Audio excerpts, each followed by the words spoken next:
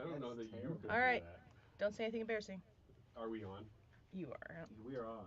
Hey, we're live! Time for the pre-show. Camera's over there, by the way. Hey! Talk about the show. Talk about the show, Ryan.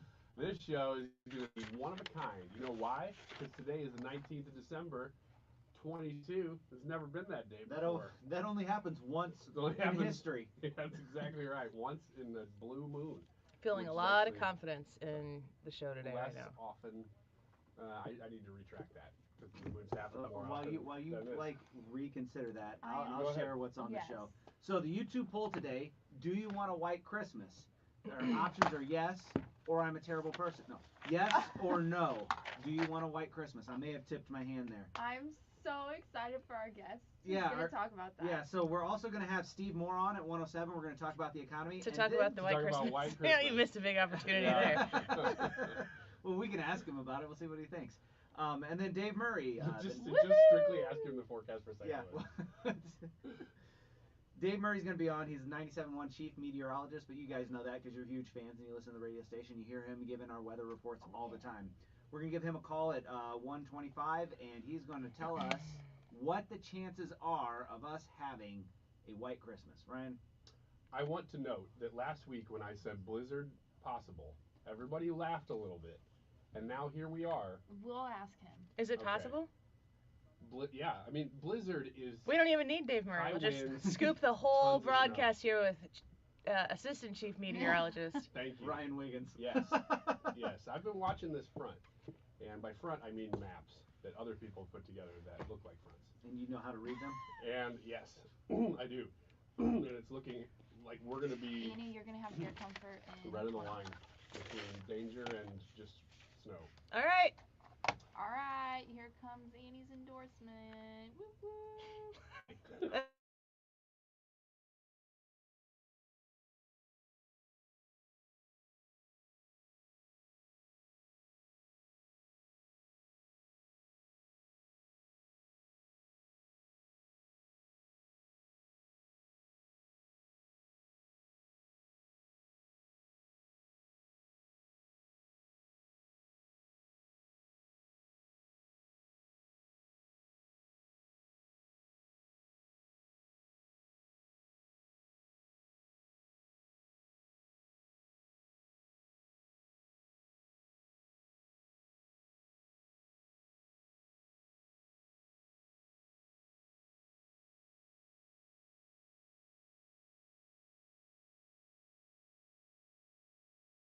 What's going on with my furnace? They come out, they do like a diagnostic of your furnace situation. They can check your insulation in your house and make sure that it's not the draftiness of your house. 9 out of 10 houses are under insulated. Air Comfort Service can help you with that problem as well. The kindest people in the business, great sponsors of 97.1, and we are so grateful to have them as sponsors here on the Annie Fry Show. Go to Air Comfort Service. That's where the fries go, and we trust them. We'll have them back again if we need them, and you should too. AirComfortService.com. Hi, my name is Curtis Barks with Complete Auto Body and Repair. In honor of our newest location in Cottleville, for any new customers, simply come into any of our 6 locations and ask us to pay the first $50, and we will. That's right. That means brakes, suspension, alignments, air conditioning, even our auto body work. Please come see our team or visit us at CompleteAB.com. If it's not perfect, it's not complete. Others can't compete with Complete Auto Body. Dad, and service. Oh yeah, and service. He fixes cars. Dell Technologies Days of Deals start now with savings on select business PCs powered by 12th Gen Intel Core processors. Call a Dell Technologies advisor at 877-ASK-DELL. That's 877-ASK-DELL. This is Andy Berg, board-certified master arborist with Hanson's Tree Service. Maintaining healthy trees in our urban environment is a challenge, and our trees often don't perform how we'd like. Go to hansonstree.com to find out how we can service your trees today. That is exactly what I needed to hear. Thank God someone here knows what they're talking about. That's us. That's right. Gotta love this American ride. All right, you need to take the time and get the full picture. Come on, turn the radio on. It's Saturday and I won't be long. Don't get me wrong. I love the ladies. I mean, they rev my engine, but they don't belong in the newsroom. It is Anchor Man, not Anchor Lady.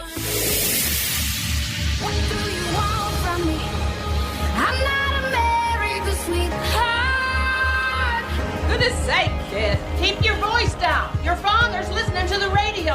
I'm not America's sweetheart. This is the Annie Fry Show.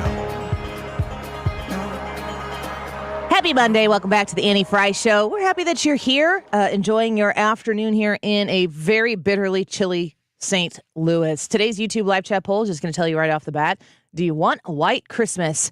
Yes or no? If you go to the Annie Fry YouTube channel, you can vote in the live chat portion. Whether or not you want a white Christmas, leave a comment. Hannah's watching them as they come in. And we'll get the likelihood of that white Christmas probability at 125 with 97.1 Chief Meteorologist Dave Murray. I'm pretty excited to talk to Dave Murray about the lay of the land here. Hannah, you were saying that you really want a white Christmas. Is that right? You know, this year I'm actually a little undecided. What I said I really want was to talk to Dave Murray about white Christmas. I'm a weather geek, so I'm really excited to hear what he has to say. You are a weather geek? Yes. Didn't know that about you. You didn't? What makes one a weather geek? Love to watch the local forecasts and everything like that. I like to watch the radar on my phone. Weather does fascinate me. Did you say that you considered meteorology? Yes, I did. Maybe still do? Maybe still am. Maybe we should have you do a forecast and then Dave Murray, and then we could vote. We could petition Steve. Bump Dave Murray out of there. Hannah's got this. Hannah Gibbs, Chief Meteorologist. You can stand at the window here and look out onto this park and forecast all of the bi-state region by what we see right here by the public library. That would be something. That would be something. Well, we'll talk to Dave Murray and we'll get the expert analysis as to whether or not this blizzard that Ryan Wiggins, who is also lobbying, this is a very highly sought after position, folks. Meteorology at 97.1. Ryan Wiggins warned us last week of a blizzard-like condition, and we were like, okay, is it even going to snow? And he's like, I think it might. He came in confident with Yes, that. he did. So we'll find out from the expert at 125, and then we'll compare notes. Because obviously, whatever's going to happen is going to happen. We want to know if you want a white Christmas, so go to the Annie Fry YouTube channel to vote for that. Elon Musk is continuing drama over at Twitter. Lots of the things that he's been doing have been really interesting for expanding the real understanding of free speech. Other parts, a little bit less. It seems as if Elon Musk is acting in search of the next 10 to 20 minutes rather than actual full strategy or something that is a cohesive rubric for who is led on the platform and who is not. We should be very clear that these are journalists who are largely doing their job and that him taking them off of Twitter is clearly hypocritical to the stance that he had before about free speech and the openness of journalists on the platform. But he's not someone who's really shown an interest in being anything other than hypocritical. The only consistency I see through these bans on Twitter is he's taking people off the platform who he doesn't like. And that includes these tech journalists. And that is not the place for open discussion as he has said is his goal to make Twitter. That is a writer from the New York Times, Herndon, who is talking about how Elon Musk has removed people he doesn't like. There's a lot of people on both sides of the aisle that are looking at Elon Musk's actions of pulling down some of these journalists that are not favorable to him. And he's saying, listen, they're doxing me. And if you don't know what doxing is, that means basically revealing specific details about your location, your personal life on the internet. Essentially, that ends up resulting in potential attacks against you, either physically in person or potentially trying to, do something through the digital space that would try to ruin you or your career or whatever it might be. It seems as though watching Elon Musk navigate his way through exposing what he's learning in his new ownership of Twitter, that a lot of it, you want to talk about transparency? There seems to be a lot of transparency, so much so that if he's making a rash decision, we get to kind of all happen to see it in real time. I remember when potentially the first Twitter files were starting to drop, a lot of people on the left were like, it's a private company. They can do whatever they want. They can choose to allow people to post whatever they want and blah, blah, blah. Those people are not singing the same songs when Elon Musk is banning people, suspending people, deplatforming people that he doesn't like. They're not saying, well, you're right, Elon Musk does own the company. It is a private company. He can do whatever he wants. And that's because it never is about the fact that it's a private company and Elon Musk or the other owners can do whatever they want. It's only ever about what suits my narrative or the counter narrative, if that's what's being advocated for. We are in another instance where there is truth that exists. Everybody can reach out and touch the truth. Everybody can see what is true, but what you have to do is make sure that everybody sees that truth from your angle. And I've said this analogy before, but it's such a good analogy to repeat. And this was explained to me one time by somebody who was a career coach who did some advertising here with us on 97.1. I sat down, had coffee with them, just talking about them, getting to know them. And she was talking about if essentially working with people and trying to help them advance in their career or land a new career or switch careers in the middle of life, assessing personalities and assessing the understanding of who people are and why they are the way they are, because communication is at the epicenter of successful production in companies. Success is a product of good communication.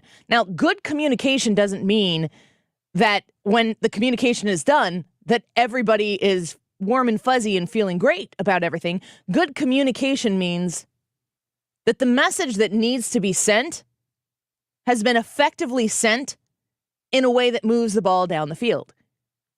So if you have a boss that needs to tell you something that you're not going to like to hear, and that boss needs to tell you this so that the end goal of the company, of your responsibility of the job, that the boss is able to deliver that message in a way that makes you go, okay, I got to go do this now. It's my responsibility. There are ways to deliver that message that might be uncomfortable.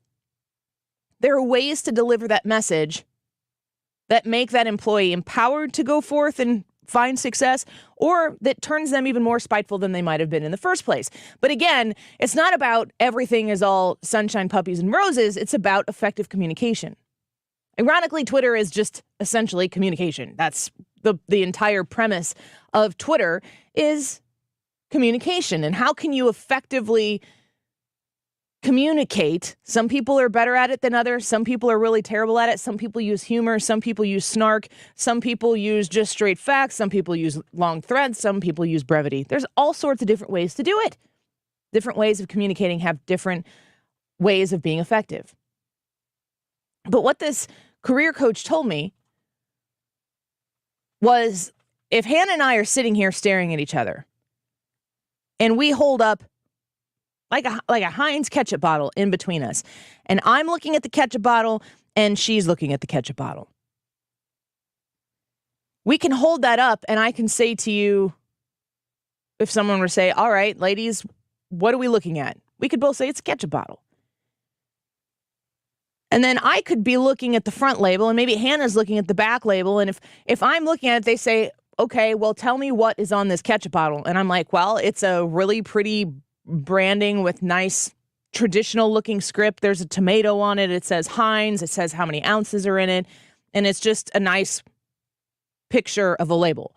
Hannah says, no.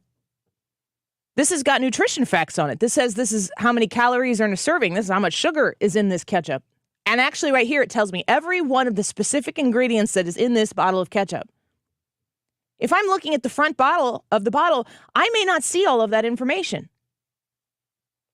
And if I'm saying, oh, it just looks really pretty. It's just, the designer spent a lot of time to make this aesthetically pleasing, to make it feel traditional and reliable as a message that they're trying to say that if you buy this brand, you're going to get good quality product.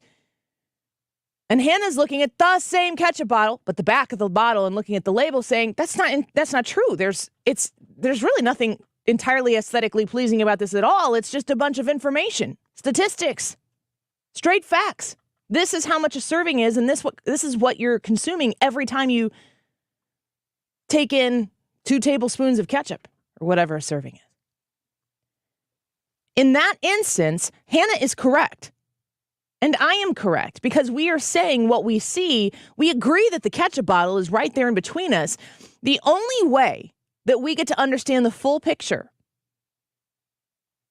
is if we communicate to one another what we see and if we listen to the other person and spend time paying attention to what we hear.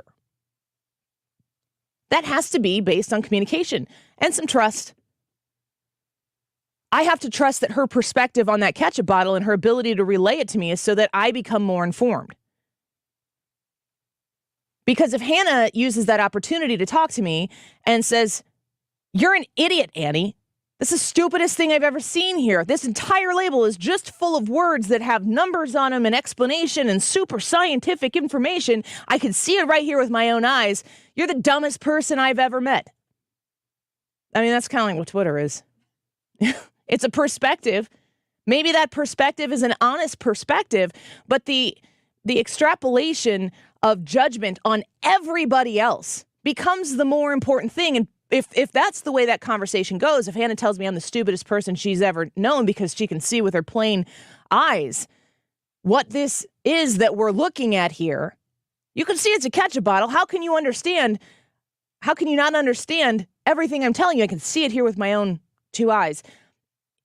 If that ends with, "Annie, you're the stupidest person I've ever met," guess what I'm taking away from that exchange? Not any of the factual information that she provided me. I'm only taking away the fact that Hannah thinks I'm the dumbest person she's ever met, and I think she's the meanest person I've ever met. So I think we're good here. Somebody's going to clip that. Yeah. Somebody. It can be Ryan Wiggins, and then he's going to apply for your job. This is the way communication is today, because it's all through tweets and you know, little sound bites and little things that are used to say there's this truth that exists. We can all reach out and touch it. We all know it's a bottle of ketchup, but there are details that our different perspectives lend us.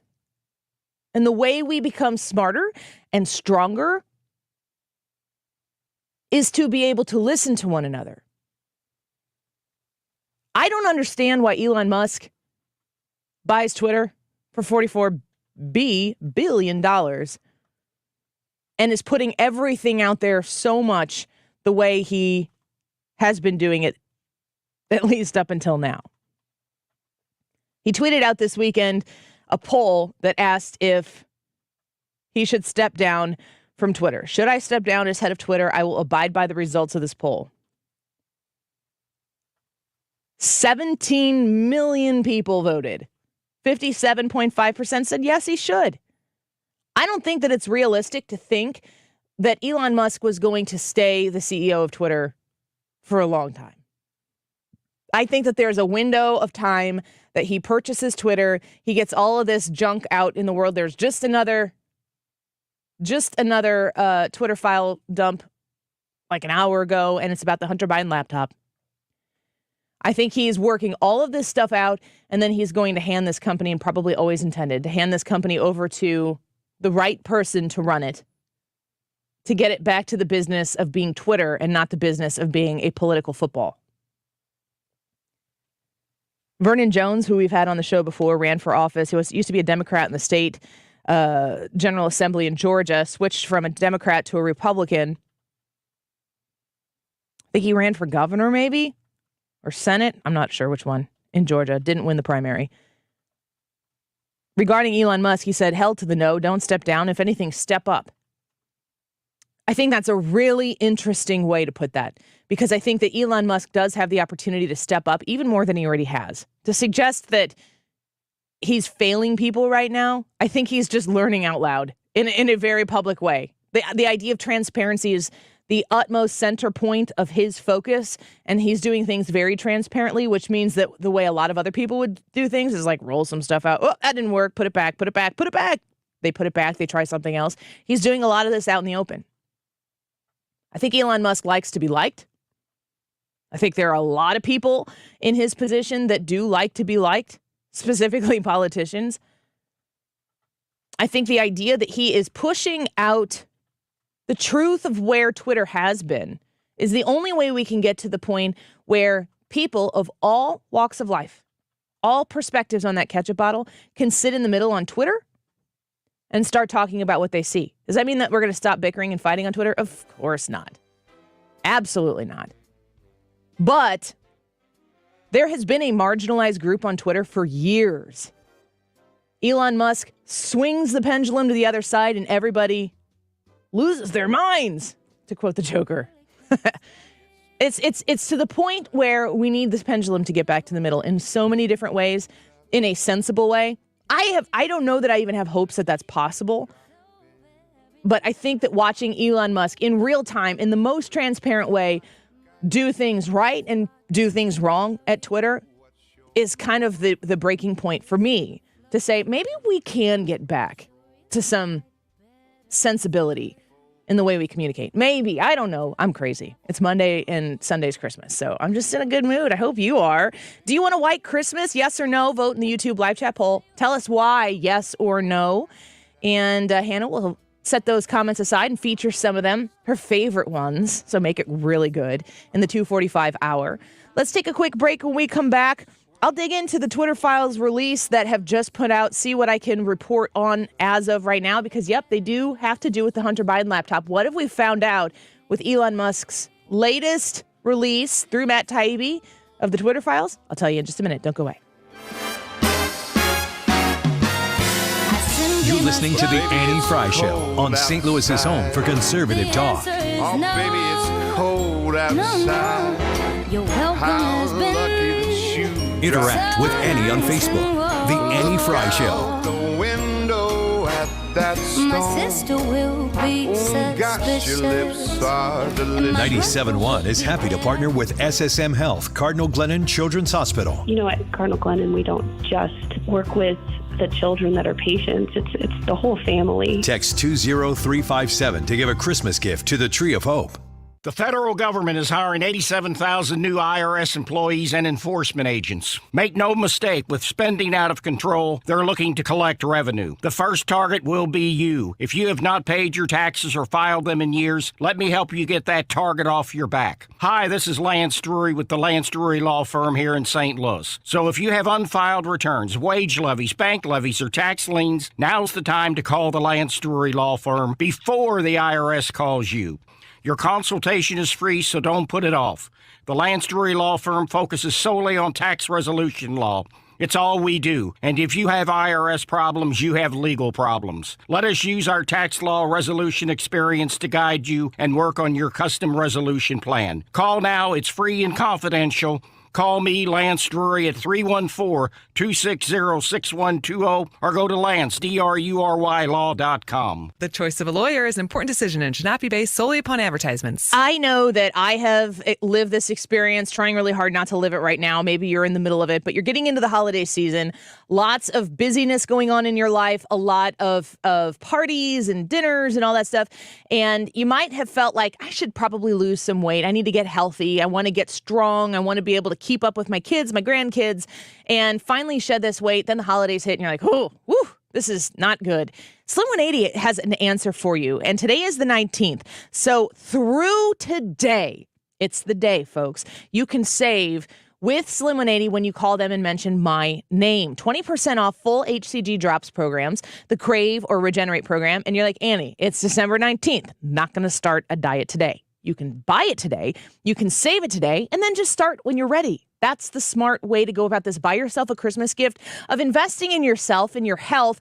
And I'm probably, once January gets here, going to try to spend the month of January getting really back to smart, healthy decisions. I've let it go a little bit, but hey, I got kids, I'm busy, and I'm living life. And I feel good because I've already lost all of the weight that I've lost, over 30 pounds, with Slim 180 and their HCG program. You can find them online at myslim180.com. There's no gift that's more beautiful, more versatile, and more meaningful than a beautiful piece of jewelry. And there's no better place to shop than Diamonds Direct, where celebrating memorable moments is our specialty. This holiday season, we've put together our most impressive selection of can't-miss gifts. Rings, earrings, pendants, bracelets, bands for every taste and every price range. And don't worry about higher prices and high interest rates. At Diamonds Direct, we've got your back with our guaranteed best value pricing and 3 years zero interest financing on any holiday purchase. That's right, zero interest financing. So that $5,000 Eternity Band is just over $138 a month. With this special offer, everything's affordable. So come to Diamonds Direct. Let our experts help you choose that perfect showstopper gift for this holiday season. Get holiday store hours, directions, finance details, and see our all-new online gift guide at diamondsdirect.com on approved credit. Diamonds Direct. Your love, our passion.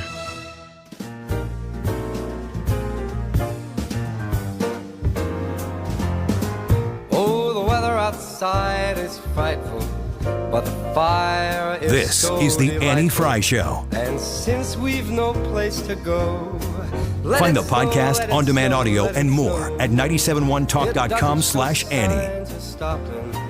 And I've brought some corn for popping. The lights are turned way down low. Let it snow, let it snow, let it snow. When we finally kiss goodnight, how I hate going out in the storm. But if you really hold me tight, all the way home I'll be warm. The fire is slowly dying, and my dear, we're still goodbying. As long as Maria, we're going to do more than just subpoena them. We're going to change the course of where the FBI is today. If you look, the FBI is, every day we learn something more. That they became, and could private companies become a political arm of them to go after individuals with no repercussions for individuals that know what's happening. But it raises more questions than just Twitter now that Elon Musk has brought that forward. What about Facebook? What about Google? What about the 51 Intel individuals like Clapper, Brennan, and Hayden, former CIA directors, that put their name on a letter saying that Hunter Biden's laptop was false, that it was Russia? Who asked them to sign this letter? Do these people still have clearances? We're going to subpoena them as well. So Kevin McCarthy, potentially the new Speaker of the House, once they figure out, I'm peeking around the corner. The door is cracked open to the drama going on in the House Republicans, and I see that the door is open, and so I kind of walk a little bit closer to the door, and I get real quiet. And I put my ear up to the door, and I hear them kind of arguing and fighting, and then I crack open the door and see that they're fighting, and I peek, and I'm like, I'm out.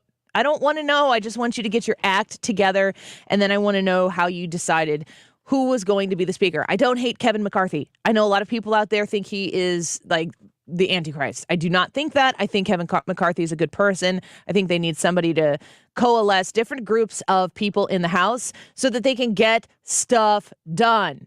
If Kevin McCarthy can't do that, then he's not the guy.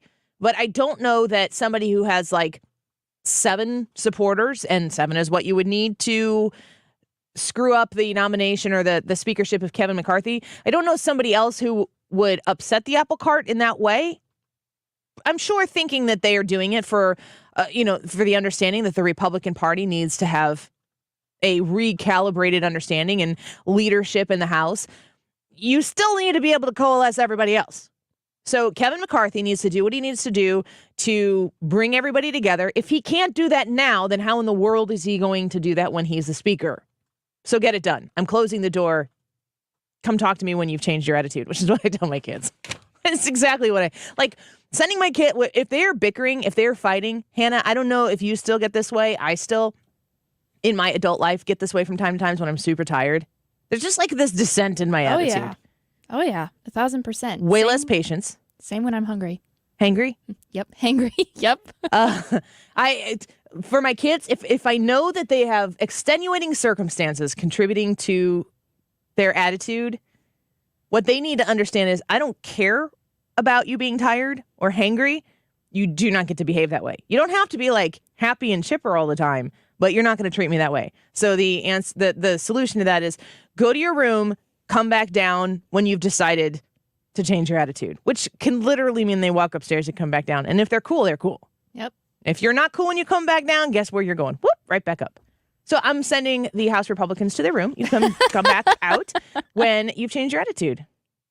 Let's talk about the latest Twitter files that have come out. And then you listen to Kevin McCarthy talking about what they are going to do with the investigations. They're going to be equipped with a majority. They are going to be investigating.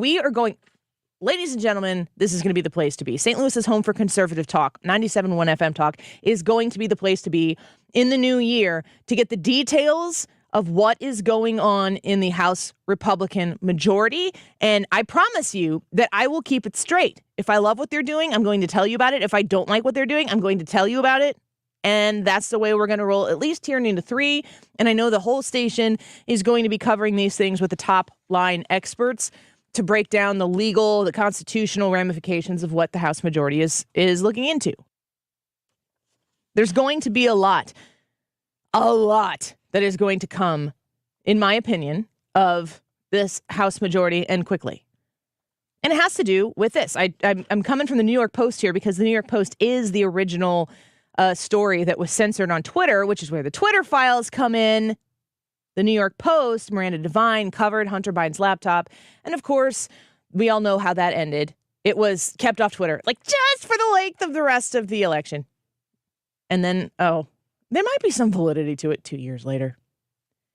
So Jesse O'Neill for the New York Post, I've tweeted out this link. So if you are wanting to see this for yourself, go to the @AnnieFry Show Twitter account and you can see this article for yourself. New York Post, Jesse O'Neill, author. The FBI sprang into action just hours after the Post reached out to Hunter Biden to comment about his scandalous laptop, which contained details of then presidential candidate's son and his extensive dealings with Chinese and other foreign business interests, warning Twitter and Facebook executives without any evidence that it was a Russian hack and leak operation. So just after the New York Post reached out to Hunter Biden to comment on this whole laptop ordeal, the FBI gets involved. That's interesting. A day later, Twitter and other social media companies censored the Post's article, quote, preventing it from spreading and, more importantly, undermining its credibility in the minds of many Americans. The latest release of Elon Musk's Twitter files revealed Monday, today. FBI San Francisco special agent, this name keeps coming up, just smacked my microphone, sorry about that. Elvis Chan sent 10 documents to Twitter's then head of site integrity, Yoel Roth, and at least one other person on the night of October 13th, 2020. Folks, the timing of this is so important to the story. If this would have been December 13th, if this would have been June 13th of any other year, would there have been this much haste? Would there have been this much investing in the idea that this was a Russian hack and leak operation? Again, there was no evidence anywhere that exists that the FBI can say, oh, right here, this is why we think that this is a hack and leak. They had the laptop. They had it. They knew what it was. Via a special one-way communications channel, this is the Yoel Roth and at least one other person the night of October 13th. Via a special one-way communications channel, according to independent journalist Michael Schellenberger, Chan asked Roth and his colleagues to confirm that they had received the documents. Approximately 2.5 hours earlier, Schellenberger went on. Hunter Biden attorney George Mesiris, I don't know if I'm saying that correctly, had called and emailed Delaware computer repair shop owner John Paul Mac Isaac after learning from the Post that the first article based on files recovered from the abandoned laptop would be published the next day. Quote, I am a lawyer for Hunter Biden, and I appreciate you reviewing your records on this matter, Mesiris wrote to Mac Isaac. It is not clear what was in the documents that Chan emailed to Roth, who played a key role in suppressing the Post's bombshell. But the timing is uncanny, and as Schellenberger reported, Chan's actions was in keeping with a larger effort by the FBI to squelch speech on the platform in the name of guarding against, quote, foreign interference in elections. Roth said 3 months later in a sworn declaration that the feds had primed him to dismiss reports of the soon-to-be first son's laptop as a, quote, Russian hack and leak operation. But Chan later admitted under oath that the warnings were overblown, Schellenberger wrote on Twitter today. Chan said, through our investigations, we did not see any similar competing intrusions on what had happened in 2016. In a sworn deposition last month in connection with a lawsuit filed by Missouri and Louisiana, alleging that federal government and Biden administration leaned on social media companies to suppress speech. Chan also insisted that no one had mentioned Hunter Biden's laptop to him before the Post broke the story and that he had not discussed it with anyone at Twitter. If you cannot see, there's the thing that's frustrating about this, and this is going back to my analogy of the ketchup bottle in the first hour. The ketchup bottle analogy of describing if you put a ketchup bottle in between two people and you say, what is it? They say it's a ketchup bottle. And one person sees the nutrition facts, the other person sees a nicely designed label, and you try to communicate what you see. You actually are seeing different things on the ketchup bottle. You can identify what it is, but your perspective is different. You have to communicate, you have to talk, you have to listen in order to get the full picture. The thing that's frustrating to me about the Hunter Biden laptop story is that for some people, the Hunter Biden laptop story is 100% about why Donald Trump didn't win the election. That's like the whole purpose. And that the end, I don't even know, I'm not one of these people, but there are a lot of them out there that think that this is the evidence, the smoking gun that is needed to overturn an election. That isn't happening. I can't stress it enough. It's not happening. Not going to happen. If Donald Trump's going to be the president again, he's going to have to win in 2024 or 2028. I mean, good grief. 2032? Woo! That's far away. The idea that the Hunter Biden laptop story is only about the results of the 2020 election is actually, I mean, that's a really, really huge story. That's a gigantic piece of the pie, but it's not the whole pie.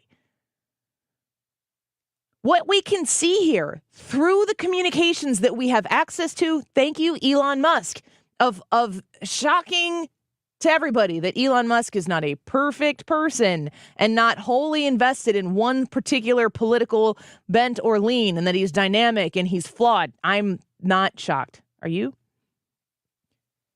Through Elon Musk's purchase of Twitter and his willingness to expose the obvious censorship of ideology, not like the Ayatollah ideology, not like the people who are responsible for genocides across the world, people who have American conservative values clearly under attack. I mean, think about the short-sightedness of that. It's disgusting. If you see the Hunter Biden laptop story only through the lens of Joe Biden, Donald Trump 2020 election, you are not looking at a broad enough picture here.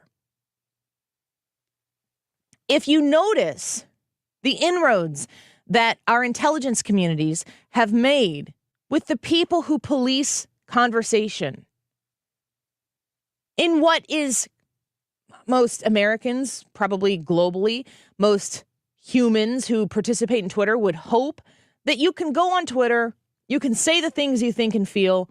People are very free to look at what you're saying and thinking and feeling and go, you are an idiot. But you still get to say it.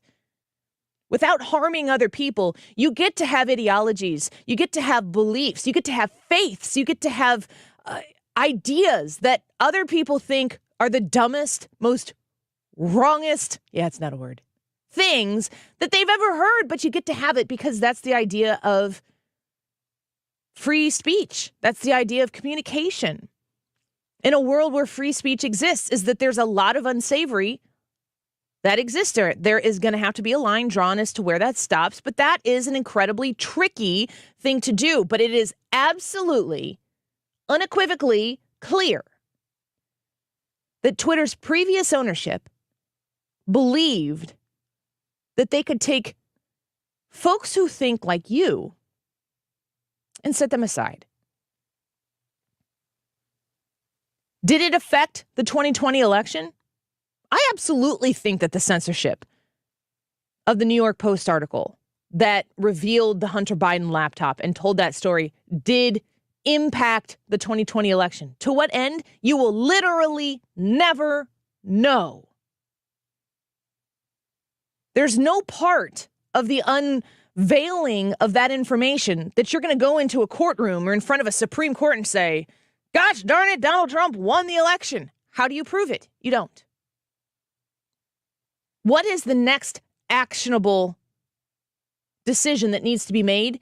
We need to root out every single tentacle of government intrusion and collusion into the way free Americans, or anybody, speaks their mind on social media with a clear and definitive, non-bigoted, non-discriminatory way to say this is allowed and this is not. And if it's not allowed, we need to know exactly why. What Twitter was doing was not done out in the open. It was clandestine. It was secretive. It was manipulative. It was lied about. It was deceitful. And there's no denying that right now. That cannot happen again, because did it impact the 2020 election? I think it absolutely did. Is Donald Trump going to become the president now? Of course he's not, unless he wins the next election. Are we so short-sighted that we're going to look at the Hunter Biden story and the communications that were taking place between the FBI, like daily, hourly in some cases, completely open line of communication, where the intelligence communities deceived Twitter so that Twitter would take actions that the intelligence communities preferred? Wow, that's bold stuff. Do we think that the Hunter Biden laptop story is the first and only time that they've done that? Absolutely not. Did they feel more and more emboldened because of willing parties? I believe so. How deep does it go? What is the evidence of what actually took place? Let's know the real facts so we can all point to it and we can all say, this is what is true. What do we do after that? Well, that'll be for investigations in the Republican-led House to decide. The Senate will have the ability to run investigations as well. Do the work of the American people in the federal government instead of the federal government undercutting the American people through these connections with these big tech companies and trying to lead the sheep to their slaughter. Because that's what's been happening so far. You've been manipulated. I've been manipulated. People on the left are being manipulated. You think that if all the conservatives on Twitter, if there are things that you could tweet about, if you said a specific buzzword that they determined made you one of those accounts, do you think that suppressing conservatives on Twitter would give people who are liberally minded? Because that's just how they were raised. That's their perspective. They have a liberal mindset. It's not illegal or immoral to have a liberal mindset, but we do have to have open communication. And if people have a liberal mindset and there aren't people challenging them on that liberal mindset in a fair and equitable space, you think that person who has that liberal mindset is going to be a little more emboldened to be like, listen, we're in the majority here. Because it appears to be so. It's not an equal playing field. Maybe I was a little bit of a Freudian slip there, an evil playing field. We're going to keep watching the Twitter files. We're going to keep talking to you about them as they continue to be released. Christmas is Sunday, so I'm kind of more focused on that, to be honest. What about you? You want a white Christmas this Sunday here in St. Louis in the bi-state region? I know there's a lot of people who are watching or listening right now in the Odyssey app who maybe aren't in St. Louis. Maybe you're sitting in feet of snow in Colorado somewhere. We got people who listen to us on the Odyssey app across the world, which is pretty sweet. Come to the Annie Fry YouTube channel and tell us where you listen to us and vote in that YouTube poll. Do you want a white Christmas? Yes or no? We're going to talk to Dave Murray at 1:25 to get the likelihood of that. So stick around. But when we come back, Wiggins America back in studio here in just a minute. Don't go away. All the way home I'll be warm. The fire is slow. You're listening to The Annie Fry Show. My dear, we're still good. Follow Annie on Twitter at Annie Fry Show. Love me so. Let it snow, let it snow, let it snow. Dream Nissan Midwest. No matter what your credit situation, if you bring home $250 a week, your credit's approved, guaranteed. Every new Nissan at Dream Nissan comes with our lifetime warranty, 100% complimentary. With our huge selection of new and pre-owned vehicles, we have the perfect car, truck, or SUV that fits your budget. Dream Nissan, putting your dreams in your driveway. Go to DreamNissanMidwest.com or stop by our newest location in Wood River, Illinois. Dream Nissan, putting your dreams in your driveway. So let's talk about Fire Creek Snack Sticks and how they're a wonderful holiday gift for the loved ones in your life, or even the people you don't love a whole lot, but you like them enough to get a gift. Fire Creek Snacks is probably a great gift for them. If you go to firecreeksnacks.com and place your order there, you could put in the promo code Annie and save 15%. I'm going to ask them to leave that promo code up past the holidays. So if you are looking to save and maybe make an order for yourself, firecreeksnacks.com is the way to go. They're also in Schnucks. So if you are in your Schnucks store, I think they've been in some Walmarts as well. Make sure that you ask where the Fire Creek Snacks are. If they don't have them there, ask them to get more. Fire Creek Snacks come in multiple flavors. They have the original flavor. My kids love that. They like the teriyaki as well. It's a little bit sweeter. And then they have two that have a little bit or a little bit more spice to them. Their new flavor, Sweet Heat Barbecue, that's my favorite. It's got enough kick that it gets you a little bit, but it doesn't like punish you. The kicker has quite a bit of kick to it. It's delicious. Great with a nice cold beverage to drink it down. Keep it in your office desk, I should say. Keep it in your car. Keep it in your kiddo's book bag or their sports bag so that you have a great healthy treat with you anywhere you go. It's firecreeksnacks.com. Tony LaRussa here. Men, are you running out of stamina rounding third base? If so, call my friends at Victory Men's Health in O'Fallon, Illinois. Scoring at home is important, just as important as crossing the plate with the winning run. VictoryMen'sHealth.com. At Shane Company, we know that love and meaning can be captured in a beautiful piece of fine jewelry. That's why we offer so many options to make your holiday gift even more personal. Jewelry with a birthstone makes a wonderful gift because it holds so much significance. Shane Company has unique styles with birthstones for every month of the year. Diamonds, cultured pearls, rubies, opals, and more. Why not create a necklace with her birthstone and then add a charm for good luck? A necklace with the first letter of her name lets her know how important she is to you. And our gold letter charms sparkle with diamond accents. Or select an engravable style.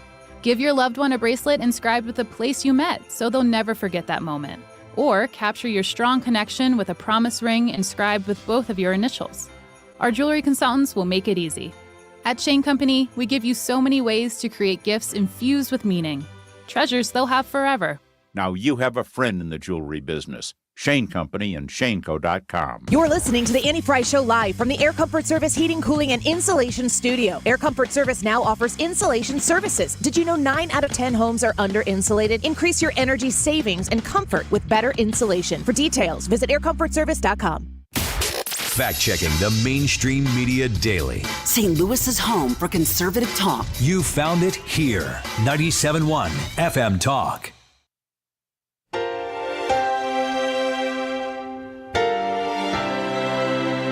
You're listening to The Annie Fry Show on St. Louis's home for conservative talk. Said the night went to the little lamb. Do you see what I see? Way up in the sky, little lamb. Do you see what I see? A star, dancing in the night with a tail as big as a kite. With a tail as big as a kite. He's not as big a fan as Oh Holy Night. We do the songs differently, Carrie and I. We don't just go in and do a normal duet. No, the way that we did that one was I was the echo on that song. We don't, sometimes I lead, sometimes she leads. It sounded like you were hiding in the room that she was singing. And that Carrie didn't know that. Things happen in various ways. Sometimes she knows, sometimes she doesn't. Got to seize your moment, Ryan Wiggins. That was it. What, Wiggins America? Wiggins! Oh, Wiggins! I pulled some audio from today, actually, on this show, and I'm going to need you to explain this. Hannah thinks I'm the dumbest person she's ever met, and I think she's the meanest person I've ever met. So I think we're good here. You care to enlighten us before I move on? That's what you pulled? I mean, that's real audio. Like, I didn't alter that audio at all. Play it again. It's real news. Hannah thinks I'm the dumbest person she's ever met, and I think she's the meanest person I've ever met. So I think we're good here. Oh, my gosh. See? I didn't change that. That was a straight-up clip. That was not selectively edited No, that would be used somewhere. Actually, he was didn't know it would be in the same hour. Yeah. The people who heard it, maybe they could rewind and find out what was going on there, because that's all I heard, and I went, what? Excuse me? Whoa. So the Wiggins America topic for today is no. Has nothing to do with that. You want to flesh that out? How No, we're not the really. meanest and dumbest people we've ever met? I was going to let you guys flesh that out. No, I wanted to ask you guys where you think Fox News ended in the ratings bonanza this year, as far as other news stations go. Probably pretty well. Better be top. They are indeed on top. Ryan being naughty. Oh, no. I knew you were doing something over there. I couldn't tell what. Wish I could have done it faster. Oh, Ryan being naughty. Just going to play that. Hannah thinks I'm the dumbest person she's ever met, and I think she's the meanest person I've ever met. So I think we're good here. Ryan being naughty. On loop until Christmas. Scrap the Christmas special, the Annie Fry Show Christmas special. All weekend, we're playing that. Find a Carrie Underwood song that I haven't done a full duet with her and just include that clip in the song. Oh, man. We're going to get a cease and desist. Overall this year, Fox News blew out the board with 2.33 million average viewers at any given moment, head and shoulders beyond the closest competitor in news with MSNBC at less than half, 1.208 million viewers, and CNN with a paltry 730,000 average viewers at any given moment.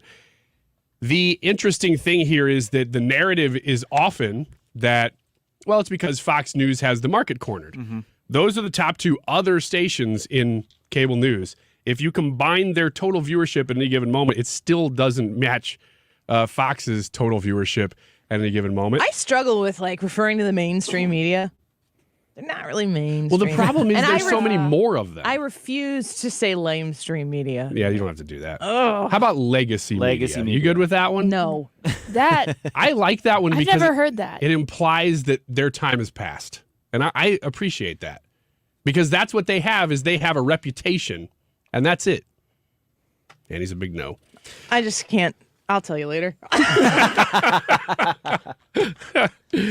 It's an off-air kind of thing. Any of your favorite shows that we want to highlight here? Because I got a whole bunch of them. And Here's what I do every night. 'Kay.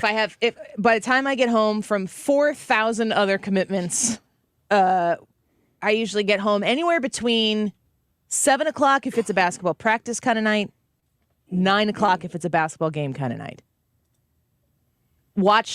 Cue up Tucker, and he gets my attention until he loses it, which could be interrupted by a commercial break, but I'm watching it on DVR, so fast forward, click through, and I watch his whole show. Maybe it's the first half of his monologue when he's talking about something, and I'm like, this is interesting, but I don't have time for this. Mm-hmm. How long does Tucker get me? Usually by the time I get done with that and getting kids to bed and everything, it's 10 o'clock, Gutfeld comes on. And I usually watch all of Gutfeld. And Tucker's number one. He's number one on Fox. He's number one in all of cable news. Gutfeld is up there. Hannity's actually number 2. Special Report with Brett Baer is number 3.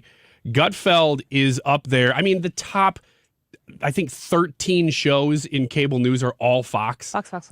And one of them is The Five. It's not even a primetime show. It's the first time that's ever happened. I really like The Five, too. It's just not convenient for me to watch. And I honestly probably would watch The Five the same way I watch Tucker, but it's 3 hours old by the time Tucker, I think, aren't they, because it's 4 and 7. I think that there's 3 hours in between, and usually there's more news that has happened, so I'm just trying to get the most current thing. Gutfeld tapes, I don't know how many people know that, but Gutfeld will not be covering the big stories that break in the evening a lot because he's taped already. Just like every other late night talk show Correct. is. And he barely finished behind Colbert. So he didn't quite edge out Colbert this year, Gutfeld. Yeah, but he's right on his heels, beating all the other late night shows. But I mean, he's got to be. It's only if this was his first full year as a TV show. Brad, you went to see Joe DeVito this weekend at the I Funny Bone, did. and you talked to their guy, and he said that after Joe DeVito was on our show. Yeah, we sold 100. They sold 100 tickets within the hour. That's awesome. I love you Nice. guys Great job. so much. I love the Annie Fry Show audience. You guys are amazing. Stick around, Steve Moore and Dave Murray. When we come back, don't go away. Hi, this is Brian with Velocity Home Buyers, and I buy houses cash.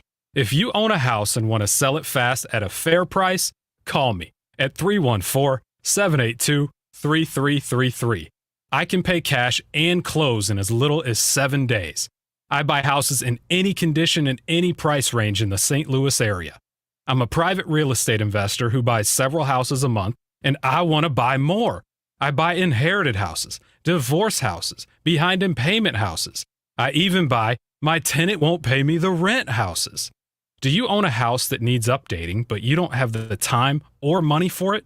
Great, because I love buying outdated houses. I buy vacant houses, job relocation houses, and foreclosure houses. If you own a house and want to sell it fast, call me at 314-782-3333. That's 314-782-3333. I'm going back to Water Sweet Soap Company before this week is over to finish up, round out my Christmas shopping. And I am going to make some of my friends and family very happy, I know, when they get their gifts. Water Sweet Soap Company, online at Watersweets, S-W-E-E-T-S, watersweetsoap.com, have wonderful gifts for the men and women in your life. My husband uses Water Sweets soap. He uses the Fierce signature, I think it's called the men's body bar. There was also a bourbon and tobacco one. He loves that one. He said it reminds him of his grandpa. And so it's a really amazing scent. I love the scent on him. I use the Energy Sugar Scrub. It is my favorite thing that I use in all of like Bath and Body. The Sugar Scrub, it sticks with you. It makes your skin so soft. It smells fantastic. The Energy scent is my favorite, but they have a whole bunch of other ones. If you're looking for a gift, $25, but save 10% online with promo code Annie by going to watersweetsoap.com. Are you the parent of a 2 to 7-year-old? Listen closely for an exciting free radio offer. By now, you've probably heard of ABC Mouse, the Parents' Choice Award-winning online learning program that's actually changing the lives of early learners everywhere. ABC Mouse is like a little one-on-one teacher. It has helped her so much. Right now, we're offering a special radio promo to try it free for a month. But you have to go to abcmouse.com/radio to claim your free month. That's abcmouse.com/radio. Sponsored by Age of Learning. On the battlefield, there's a saying America's military men and women live by. Never leave a fallen warrior behind, ever. Off the battlefield, Wounded Warrior Project operates with the same goal. Wounded Warrior Project was created to help our men and women returning home with the scars of war, whether those scars are physical or mental. Wounded Warrior Project. We never leave a fallen warrior behind, ever. Learn more about what we do at woundedwarriorproject.org. KFTK FM Florissant. Driven by the Bommarito Automotive Group. 97.1 FM Talk. Always live on the free Odyssey app.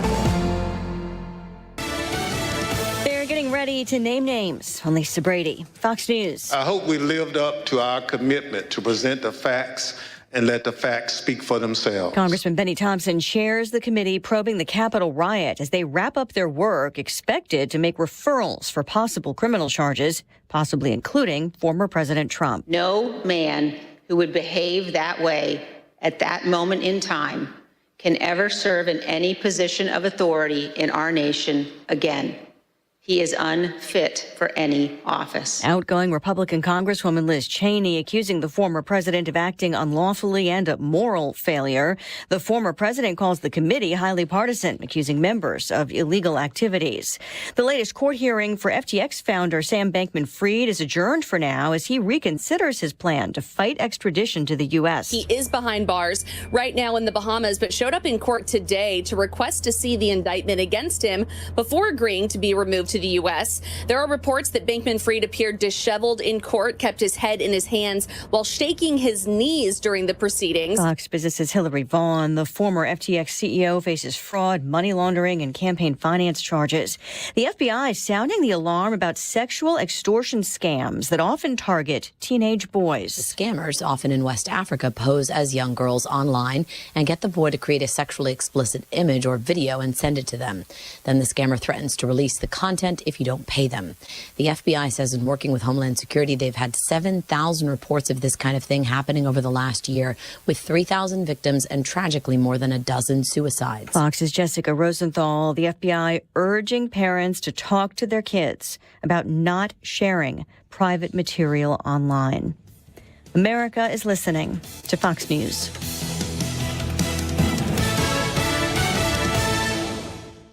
What you've heard about probiotics is probably wrong. I eat yogurt, so I don't need to take a probiotic. Probiotics? They don't really work. It's time to learn the truth about probiotics from Align, the probiotic brand recommended by gastroenterologists 2 times more than any other probiotic brand. Align has probiotics to naturally help relieve occasional bloating, gas, and abdominal discomfort. Try Align for a month and see how great a healthy gut can feel at AlignProbiotics.com. When a cold comes on strong, knock it out with Vicks DayQuil Severe for max strength daytime relief. Just 1 dose of Vicks DayQuil Severe starts to relieve 9 of your worst cold and flu symptoms to help take you from 9 to none. Power through your day with Vicks DayQuil Severe, the daytime non-drowsy, coughing, aching, fever, sore throat, 9 to none medicine. Use as directed. Air Comfort Service, heating and cooling, weather. Chief Meteorologist Dave Murray. Temperature's not too bad over the next couple of days, but Arctic cold is knocking on the door. Lots of clouds this afternoon. Some snow flurries and sprinkles of rain, 37. Tonight, cloudy, cold, 32. Tuesday, partly sunny, 39. Light snow developing late Wednesday night and during the day on Thursday. The Arctic cold rolls in during the day on Thursday. This is 97.1 FM Talk. Chief Meteorologist Dave Murray. Hey, this is Brad. And Hannah. Producers for the Annie Fry Show. We've gotten our hands on some Cardinal ticket packs and we want to give them to you for Christmas. So listen to us on the Annie Fry Show for your chance to win. A different Cardinals ticket pack every day on the Annie Fry Show, all this week from noon to 3. In light of the times, this is the season to allow the healing power of Christ into your lives. Hello, this is David Schlafly with Schlafly Corporation and Schlafly Beer, wishing you and your family a beautiful and peaceful Christmas season. Hello, everybody. I'm John Rooney. Do you have an old car that's taking up room in the driveway? Repairs are costly and selling is a hassle? That's why you should donate it to Goodwill. Donating is quick and towing is free. Plus, you get a tax receipt and 4 tickets to a Cardinals game next year, compliments of the St. Louis Cardinals. That's a win-win. For more information or to donate, visit online at mersgoodwill.org. Must mention Cardinals. Roadmaptech.com is the website. You got your IT on lock in your small business. Chances are you've been trying to manage it yourself, or maybe your nephew or your son or daughter who's going to school for something like this maybe has been looking it over. Well, how important is the information that you're protecting? How valuable is the process that you go through every day to make sure that your transactions are safe and secure, to make sure that all of the information, the proprietary information that you have to run your business, how important is it to have that safe and secure? You want to make sure that it is going to be protected, and Roadmap Technology is the right way to go so that you don't have to do it yourself, because let's be honest, you probably can't sufficiently do it yourself. It's really important that your IT services are being done the way that they're supposed to, that you're not overpaying for licensures for your employees that you don't need to have, that you do have all of the software needs that are important to running your business. Roadmap Tech is there to walk you through this whole process. 314-222-0057. Turn it over to them. You can breathe a sigh of relief to make sure that your IT services are being handled properly with the right amount of investment, but not over-investing.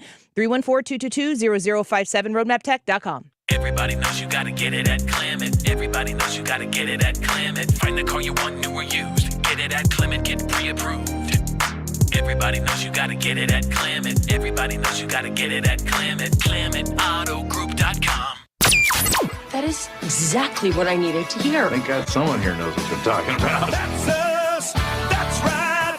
Gotta love this American ride. All right, you need to take the time and get the full picture.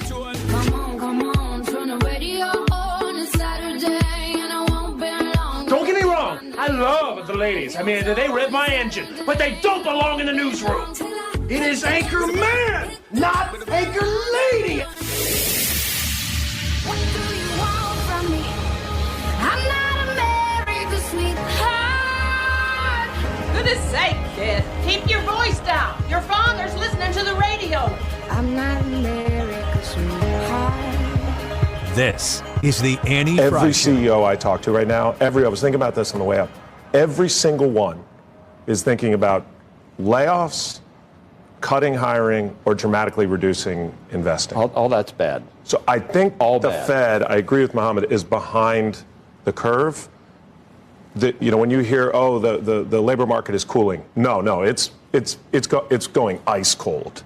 That does not sound very good. That's CNBC's Thomas Farley talking about how the Fed is behind the curve. We got a rate increase last week. And what does this mean for you and for me? Steve Moore, our expert, is back with us, distinguished fellow at the Economics at Heritage Foundation, author of the book Govzilla, How the Relentless Growth of Government is Devouring Our Economy and Our Freedom. If you want a little light reading over the Christmas holiday, Steve, welcome back to the show. Hi, Eddie. Good to be with you. I'm looking at Fox Business's website right now. Housing market took a tumble every month this year. I think there's probably like a week and a half or so where Americans are going to try to ride the high of Christmas. And then everybody's going to be looking at their credit card bills. They're going to be looking at their finances, their taxes that are going to be coming up. What are tax-paying Americans going to see for real in their personal economic situations come January? Well, I don't want to be a bah humbug a few days before Christmas, but I will say this, that I am worried about the housing market. When you have the Fed raising interest rates and then those mortgage rates go up, they were 3% when Trump was in office. Now they're closing in on close to 7% in some markets. That's a big increase. And so you see that when you have a more than doubling of that mortgage rate, that adds as much as $100,000 to $150,000 to the price of a median home, because you're paying that mortgage over 30 years, and your interest payments are higher every single month, and so it's really caused a real slowdown. As you just said, it's caused a real slowdown in the housing industry, and home buying, home selling, and home building are all negatively affected by this, as well as things like looking at permits for housing. All of that has gone down in a pretty shocking way. And, if you get a housing recession, you're probably going to get an overall recession for the U.S. economy. That's not a good, bright future. And it seems to me like what I'm getting a lot from the messengers in the Biden administration, Janet Yellen included, there's like, we could be heading towards a recession, but it's not inevitable. It's not something that we're all expecting is definitively going to happen in 2023. But I think that a lot of other Americans right now are going through their daily lives, seeing the prices at the grocery store, seeing the cost of Christmas gifts, and they're like, something is definitely off here. And as those rates go up and people are putting something on the credit card for Christmas, that becomes very scary when, you really have to face the music after the holiday season is over. Yeah, now I'm one of those people who still thinks we could get around a recession. I think if we could get control of government spending, if Republicans who take over the House in 30 days, less than 30 days now, they will be able to change the direction of some of these policies. If we increased our energy production, if we made the Trump tax cuts permanent, if we reduced some of these crazy regulations, if we had, insisted on better trade deals, got control of the border, all those things would help the economy and would probably allow us to get, in other words, I'm saying I don't think a recession is baked in the cake, but if we stay on the policies we're on right now, then I think, we probably will get a recession. So it's time for big change. Now, this is a crucial week, because we're, 6 days till Christmas now, and Congress is still in session. I'm sitting across the street from the nation's capital right now, looking at the Capitol Dome, and these fools are in the Congress. They're right now negotiating a Are you ready for this, Annie? $1.8 trillion spending bill. Are you saying we don't have $1.8 trillion? Yeah, right. I mean, we're already $31 trillion in debt. Now, of course, we have to, pass a bill to fund the government, but we should be cutting, a couple $100 billion from that as a down payment to start getting going on cutting the spending. But I got to tell you right now, neither the Republicans, and we know Democrats don't want to cut spending, but I hate to burst your bubble, Annie, but I don't think many of the Republicans want to cut spending either. Yeah, they'd have to feel real pressure from their constituents in order to do that. You listed all those policies. Stop right there. This is a really important point you're making. So if nobody's paying attention and nobody's responding to what these guys and gals are doing, then they're going to keep doing it. So if you're angry about this, and I think people, especially Republican voters, are extraordinarily angry about this massive hemorrhaging of the budget, take time to just call your congressman and or especially your senator, if you have a Republican senator, and say, stop this nonsense of funding, hundreds of billions of new spending. Now they say, oh, well, we need more money for the military. I'm not so sure. We already have an $800 billion military, but, so we're going to allow the Democrats to increase all the social spending so we can get, a few nickels and dimes more for the Defense Department. So yes, it's time for people to react in a very negative way to this. If you have a fiscal conscience, and we got to stop this from happening, because right now it's basically Tweedledee and Tweedledum in Congress. Yeah, and those good policies that you were discussing, that the incoming Republican majority in the House needs to be their goal. They need to focus on these things and make it successful. Does that require a cooperative Democratic Senate in order to make a difference? Well, here's the thing about government spending. If either party doesn't want to spend the money, it doesn't get spent. So Republicans will have a 5-seat majority. Now, that's a slim majority in the House because it's like 222 to 117 or something. I can't remember exactly.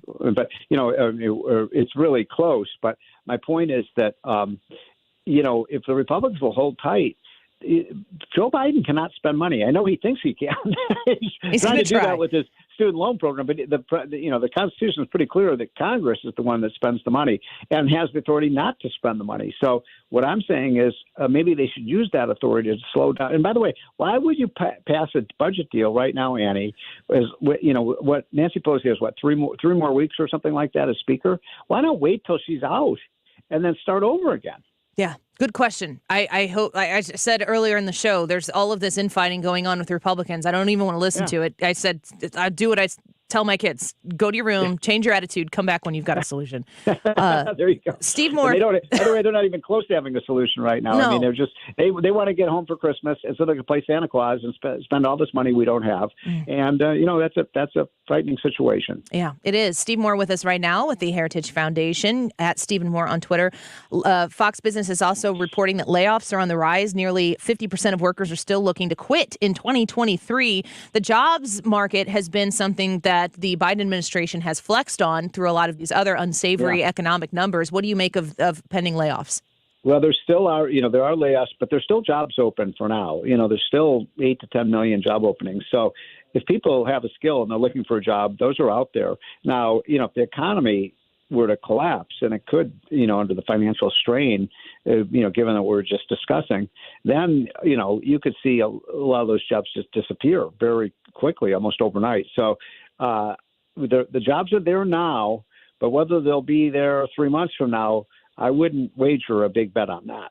Yeah, it's frustrating for Americans to feel like you are experiencing one thing with your own personal paychecks, your own personal pocketbook at the grocery store or at the department store shopping for Christmas presents, and then to hear the big the big guys at the top of the economic decision making tell you it's going to be different.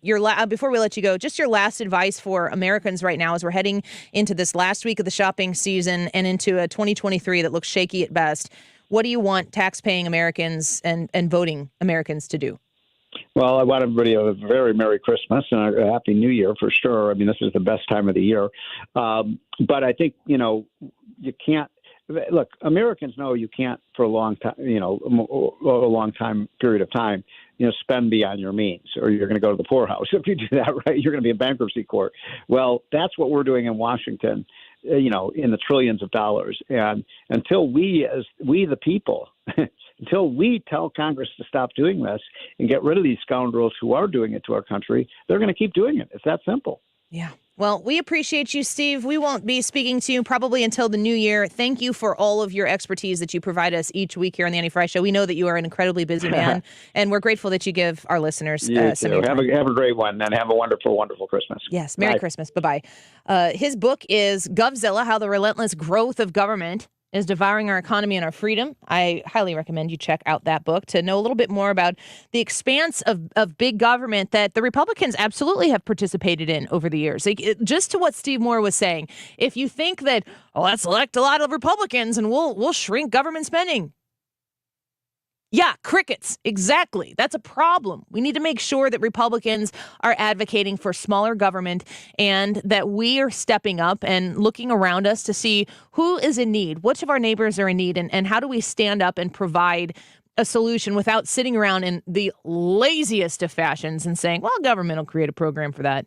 Good grief. They destroy things on their way to fixing problems so that when they get done fixing that problem, they can come back and try to fix the problems of the things that they destroyed. And that circle just keeps going and going and going.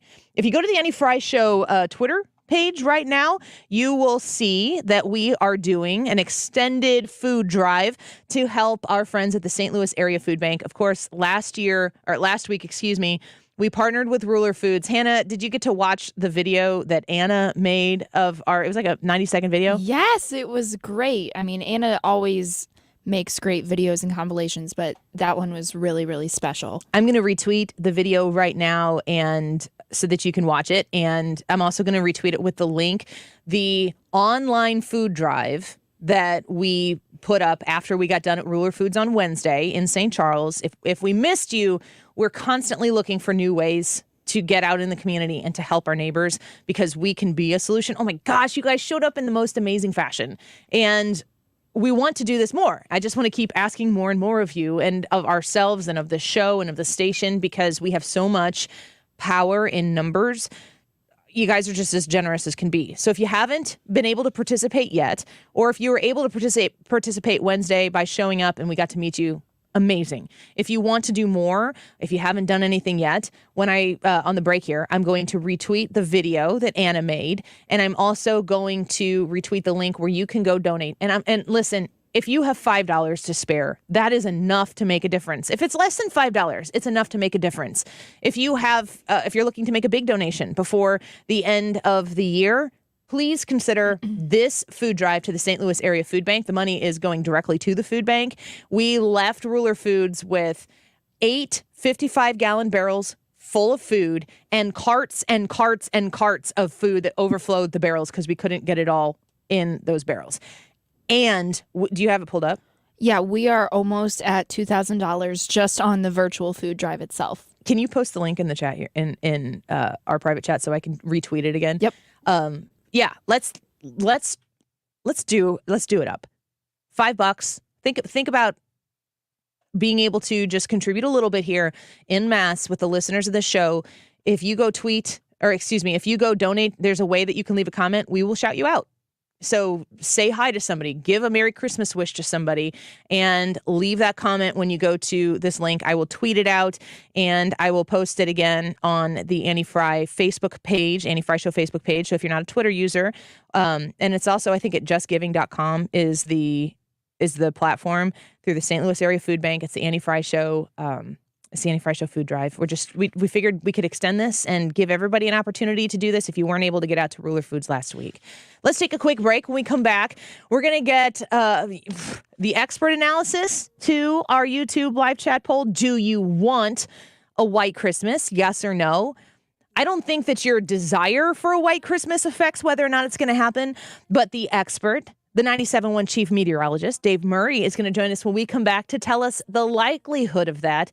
And last week, we had Ryan Wiggins warning us of blizzard-like conditions coming this way. So we thought we would check that with Dave Murray. I don't know if Ryan's going to come in and challenge him. Maybe we could have like dueling forecasts, or maybe Ryan Wiggins could just maybe judge and assess Dave Murray's. I'm so excited for this. Either way, I'm excited. I love snow. Guys, I am the biggest Yes, yes, yes, yes, yes, yes, yes on this poll. I want the whitest white Christmas ever. And that is always going to be the case, especially in December. Dave Murray on the Annie Fry Show when we come back. Come and see what God has done. No The Annie Fry Show is streaming online. Watch us live on YouTube and subscribe.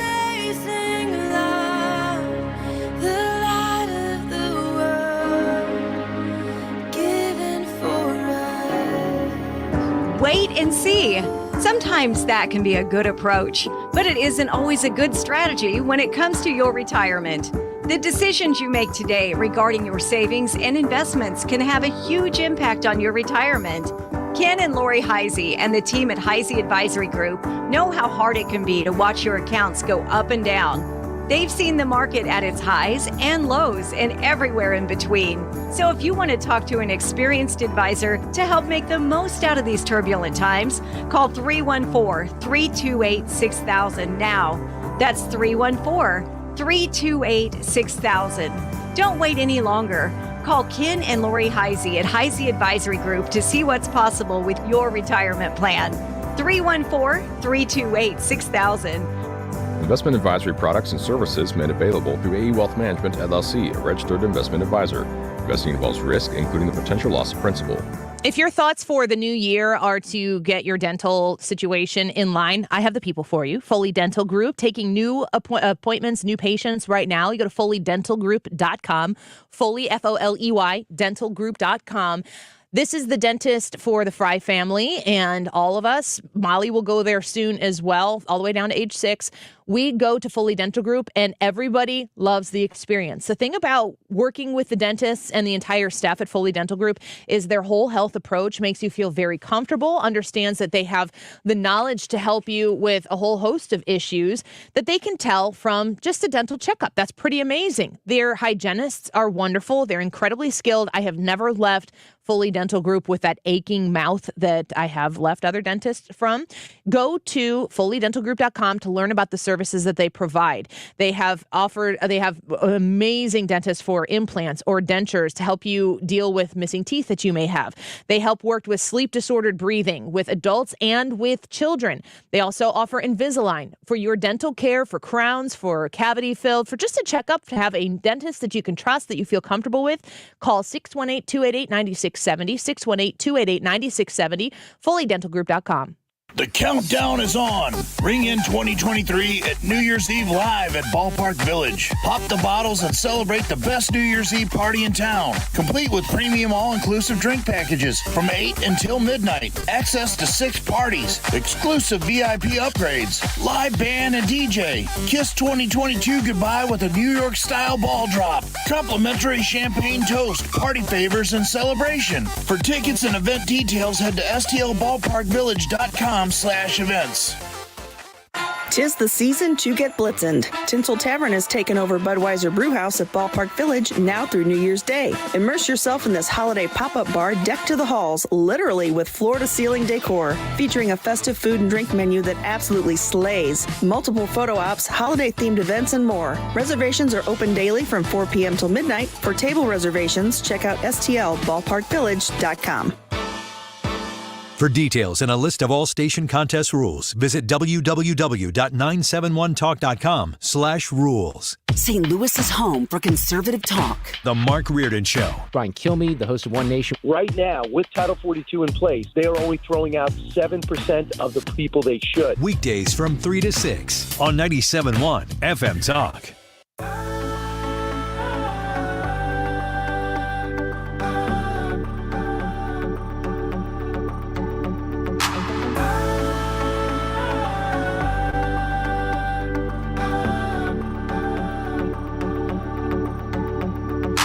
You're listening to The Annie Fry Show on St. Louis's home for conservative talk. Find the podcast, on-demand audio, and more at 971talk.com/Annie.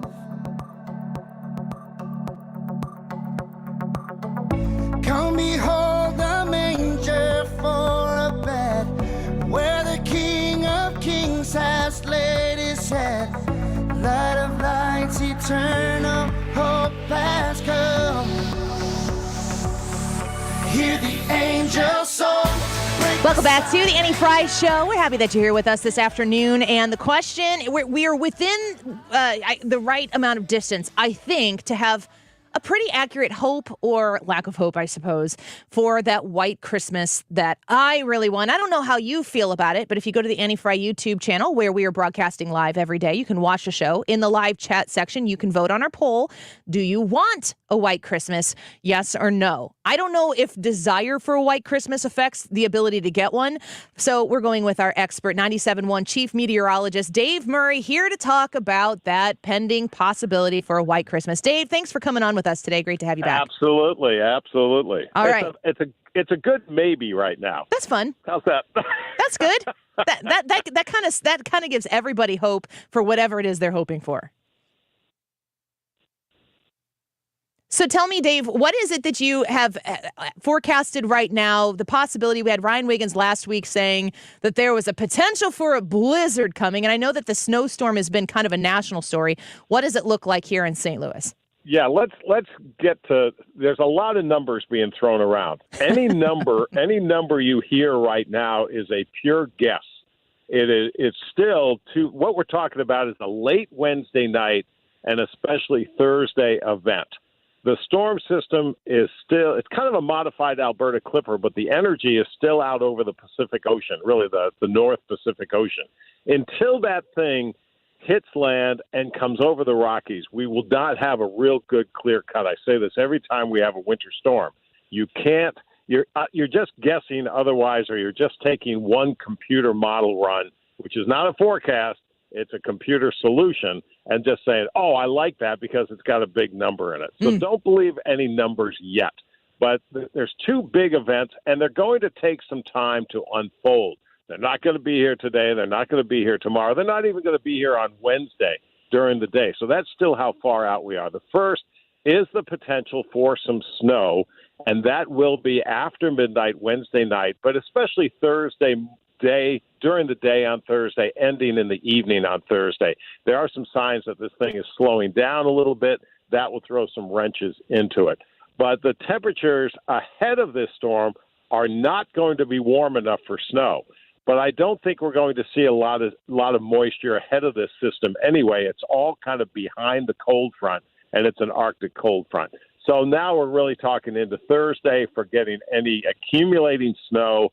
And I don't have a number for it, and I'm not going to put a number on it. Dang it! Am I thinking about a number? Yes, but it's just thinking right now. So we at least have the potential for a white Christmas, because whatever falls will still be with us by Christmas Eve and Christmas Day. The second event, which is really more important, is what's behind this system. It's an Arctic cold front that will come down, and it will be the coldest air by far so far this season. It will be the coldest weather we've seen since February of last year. And we're talking daytime, Thursday during the day, it will be relatively mild in the morning, temperatures above freezing. Temperatures will be dropping during the afternoon, and we could be down into the upper teens by the time the sun goes down Thursday afternoon. We will go down to 0 to -5 late Thursday night. Wind chills will be in the -25 range overnight. That Thursday 0 night. to -5 is the temperature, not the wind chill. That's the actual temperature, right? Yikes. The wind chill would be -25, and that's when we wake up Friday morning. That's what it will feel like. So we're talking dead car batteries, frozen pipes, the whole shebang that comes with that kind of cold. The high temperature on Friday, and it'll be a dry cold at that point. The high temperature, the actual temperature Friday, will be about 10 degrees. Wind chills all day long will be in the -20 to -25 range. We'll go down probably to 0, -1 late Friday night. Then Saturday will start to moderate the temperatures a little bit. I think it depends on snow cover, but daytime highs on Saturday will probably be in the mid-20s, maybe the upper 20s. And for Christmas Day, we should be around the freezing point or so for temperatures. But the potential for snow late Wednesday night, Thursday during the day, the potential for big-time cold will be Thursday night, Friday night, and Saturday morning. That will be the worst of the cold. Man, that is quite something. That is a weather event, no matter how much snow ends up on the ground. We're speaking with Dave Murray, the 97.1 chief meteorologist. We love having you on the show with us. So you mentioned a few things that people need to consider when that kind of cold, that really bitter bone cold sets in. Frozen pipes and stuff. People do not need that type of hindrance right into the Christmas holidays. There's stuff that people should be getting right now. Yeah, you really don't want that anytime. Yeah, whether it be the holidays or not. It's the kind of thing with your car battery, if you haven't replaced your car battery in a number of years, you may want to get it checked out either today or tomorrow. You even have Wednesday to check that out.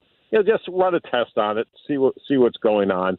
And obviously it depends if you park your car outside or in a garage. Frozen pipes are another whole different thing. Could we see some power outages because of the strong gusty winds?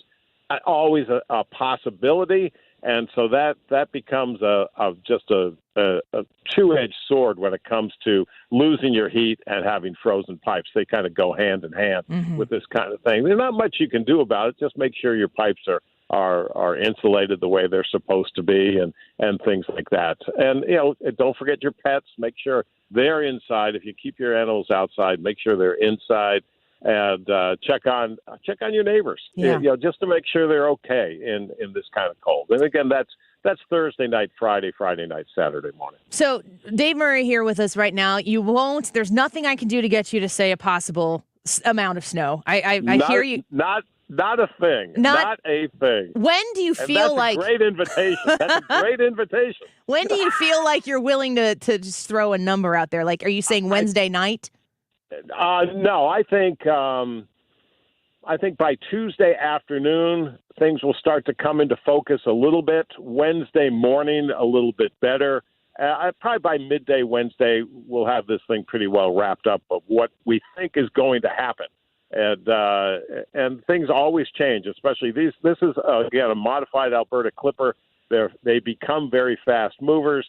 It also depends on the timing the snow starts versus the cold air coming in. The really cold air. The colder the air that gets in behind the system, the snow will get shut off very quickly because that's how dry the air is. But Alberta Clippers are notorious for dropping anywhere from like a little dusting of light, dry, powdery snow to several inches of snow. So that's why we need to get it into focus. We need to get it over the Rockies and really see what this thing is going to do. And that's the rule of thumb for any winter storm. If you're putting numbers on this before it gets over the Rockies, you're blowing smoke because you don't know you don't know exactly where it's going to come out over the Rockies. You don't know exactly where the moisture's transport is at that point. There's a lot of moving pieces in this, and the numbers you're hearing are just coming from computer models, and that's anybody can look at a computer model and say, "Oh, we're going to get blank inches." Well, you don't do that. That's irresponsible. Are you entertained by watching people forecast the pre-Rockies ascent of storms like this? It drives me nuts. It's like because a lot of you don't know what you're doing. Yeah. You really don't know what you're doing. And you're not going to forecast. It's kind of like watching people react to polls before an election to me. Yeah. It's like, just knock it off. Just wait and see what happens. Comparison. Last question before we let you go. Dave Murray with us right now, the 97.1 chief meteorologist. The word that I didn't really hear you say much at all is ice, and that adds a whole ridiculous layer for, people that are going to be out and about shopping and visiting family and everything. You don't see this as being much of an ice event? No, not the scenario that I think is going to play out. The way I'm looking at this now, I think that, again, I'm going with the idea that most of the moisture is behind the storm, and by then the temperature should be cold enough. Now, and cold air is heavy, and then the warm air can get trapped aloft. But if we see any ice at all, it might be in the first hour of it, and then it's done. And I don't think that's going to be an important part of this storm. It's the snow, it's the cold, It's the bitter cold, dangerous cold, and it's the strong winds behind it all. Those are the main things. Well, you do your regular weather forecast updates right here on 97.1, so people keep it right here, and you'll have the accurate reports as they develop here going into the week. Dave, thank you. And if you want to touch base tomorrow, just let me know. We do. I will let you know right now. Brad will reach out to you. We appreciate it, Dave. Thank you so much. All righty. Bye-bye. Right, bye. He strikes me as a guy who probably isn't really into pre-election polls. No. That is me. I'm right there with you. We'll keep updating you on that, and Brad, we can get him back on, even if it's just for a quick hit, to discuss how it continues to develop. Modified Alberta Clipper. Yeah, I'm glad he talked. I was going to ask him, what would an Alberta Clipper really be? Like, throwing that out is a very casual reference to a weather event. I thought maybe we could go to you, Hannah, the future meteorologist of the station, and Wiggins, and see who can describe an Alberta Clipper the most. Okay, let's do it. Do like a book report? Yeah. All right. How do you feel about that? You know, I was not expecting those frigid temperatures he was talking about. That is negative 25 wind chill. That is crazy. That's stupid. But I'm happy to hear that ice isn't, the main thing we're talking about with these two fronts coming in. So that's good. But to me, if the temperature is below the 20s, if it's in the teens or below, I mean, there is a point where it is just too cold. Like I'm not going to go out, oh my gosh, this feels like it's in the single digits. When I'm not going to notice the difference between 15 and 5. Right. Anything past or below 20 is just so cold that it really doesn't matter anymore because it's just too cold. That's the kind of cold that when you walk outside, you have to like vocalize how cold. You're like, oh, yeah. Do you know what I'm saying? Yeah, you walk get in outside, your car and just scream. It hits you just like that, and you're like, this is mean. Why is this happening? Why am I out in it? Why am I not inside the whole time? Yeah. Well, I learned from that interview that if I ever become a meteorologist, I will not talk about storms or fronts coming in until they're past the Rockies. Right. As long as you're on. Thank you, Dave Murray. Only if you're on the east side of the Rockies. Well, yes. If I'm right here. Yeah. You got to wait for the storm to get past the Rockies because Alberta Clippers and stuff. I like what he said there because it was so you're saying there's a chance. Do you want a white Christmas? Yes or no? The Annie Fry YouTube channel, that's today's poll, and we will follow up with Dave. He offered it up. I'm taking it while I can so that we can get some of his time as he watches this get closer to the mountains in the west. What's it going to look like for us? Cold. This is what you need to do today. I'm giving you homework, folks. Get a blanket and put it in your car. Get a box of Fire Creek snack sticks and put it in your car. That's literally what's in my car right now because I hand them out to the kids. And I actually thought the other day, like if I were to get in trouble, I'd be able to live off Fire Creek snack sticks and be kind of okay with it for a while because I have that snack in the car.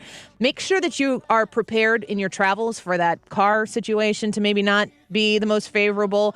Put a blanket in there for yourself, maybe for your kiddos if you travel with your kids or your grandkids. Just prepare yourself for the worst and hope for the best. I think that's a good philosophy to have. We're going to have a Cardinals ticket pack giveaway in the show today. Are you ready for that? We're going to be doing that this week. Stick around. We'll give you some more details on what that's going to look like. And we'll get the crew back in. Maybe Ryan Wiggins has some time to come in and assess how he feels that Dave Murray did in his job. You're going to want to hear it. We'll be right back on the Annie Fry Show. Don't go away. This is the Annie Fry Show. Follow Annie on Twitter @Annie Fry Show. The federal government is hiring 87,000 new IRS enforcement agents. Make no mistake, with spending out of control, they're looking to collect revenue. The first target will be you. If you have not paid your taxes or filed them in years, let me help you get that target off your back. Hi, this is Lance Drury with the Lance Drury Law Firm here in St. Louis. So if you have unfiled returns, wage levies, bank levies, or tax liens, now's the time to call the Lance Drury Law Firm before the IRS calls you. Your consultation is free, so don't put it off. The Lance Drury Law Firm focuses solely on tax resolution law. It's all we do. And if you have IRS problems, you have legal problems. Let us use our tax law resolution experience to guide you and work on your custom resolution plan. Call now. It's free and confidential. Call me, Lance Drury, at 314-260-6120 or go to LanceDruryLaw.com. The choice of a lawyer is an important decision and should not be based solely upon advertisements. So the Diamond Shop, online at thediamondshop.net. Oh, I love these people. I love how personalize your jewelry purchasing experience. It's kind of a journey. It's an investment for a lot of people. Maybe you're looking for something that's under $100. They have beautiful pieces at the Diamond Shop that fit all budgets. Go to thediamondshop.net, thediamondshop.net, and you can shop some of those pieces. You can create a wish list for yourself. They have 6 months, same as cash. So if you're looking to buy a nice piece of jewelry for maybe Valentine's Day, maybe you set that aside right now and make payments. Let's talk about, good grief, Mother's Day, 6 months, same as cash. This is where I'm talking. You can make those shopping decisions right now and save money and put it in your budget and get it to a place where you can get the piece that she really, really wants. If you want to buy something for yourself, man, don't set that aside. Go get yourself a beautiful watch or a beautiful set of earrings that you've really wanted, or that pearl necklace. My pearl necklace is from the Diamond Shop, and I love it. I wear it on special occasions. I think I'm going to wear it on Christmas. Go to thediamondshop.net to become a VIP, to make a wish list, and to shop. Thediamondshop.net. Dream Nissan. Dream Nissan Midwest. No matter what your credit situation, if you bring home $250 a week, your credit's approved, guaranteed. Every new Nissan at Dream Nissan comes with our lifetime warranty, 100% complimentary. With our huge selection of new and pre-owned vehicles, we have the perfect car, truck, or SUV that fits your budget. Dream Nissan, putting your dreams in your driveway. Go to DreamNissanMidwest.com or stop by our newest location in Wood River, Illinois. Dream Nissan, putting your dreams in your driveway. If you're considering an annuity as part of your retirement plan, we need to talk. Hi, I'm Bob Stockdale, Senior Vice President Investments with the ClearPath Wealth Management Group at Stifel and host of On the Money, Saturday mornings at 11 on 97.1 FM Talk. Annuities can be a useful tool for some retirement investors, but not all annuities are created equal. Every week, we meet clients who own complex annuities that don't suit their needs and, in some cases, actively undermine their retirement plan. Before you purchase an annuity, get a second opinion from the ClearPath Wealth Management Group at Stifel. Requesting a consultation is free of charge. To request a free consultation, contact us at clearpathinvesting.com. That's clearpathinvesting.com, or call us at 636-695-2650. That's clearpathinvesting.com or 636-695-2650. Stifel Nicholas and Company Incorporated, member NYSE and SIPC. Ready for the holidays? Order fine jewelry from Shane Company by December 23rd to get it in time for Christmas. Shipping is fast and free. Oohs and ahs are guaranteed. Now you have a friend in the jewelry business. Shane Company and ShaneCo.com. You're listening to the Annie Fry Show live from the Air Comfort Service Heating and Cooling and Insulation Studio. Air Comfort Service is hiring licensed journeymen. Don't have a journeyman license? Air Comfort Service will help you get it. Get guaranteed hours year-round and more. Apply online at aircomfortservice.com. 97.1 is happy to partner with SSM Health Cardinal Glennon Children's Hospital. Text 20357 to give a Christmas gift to the Tree of Hope. That's 20357.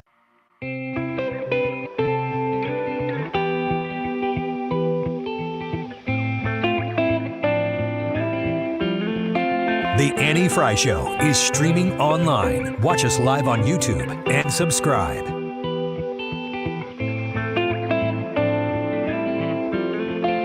Interact with Annie on Facebook. The Annie Fry Show. For Christmas, you can plan on me. Please have snow and mistletoe and presents round the tree. Christmas Eve will find me where the love light gleams. I'll be home for Christmas, if only in my dreams. Oh, oh, oh, oh,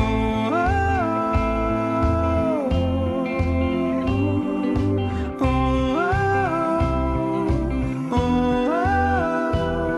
oh, oh.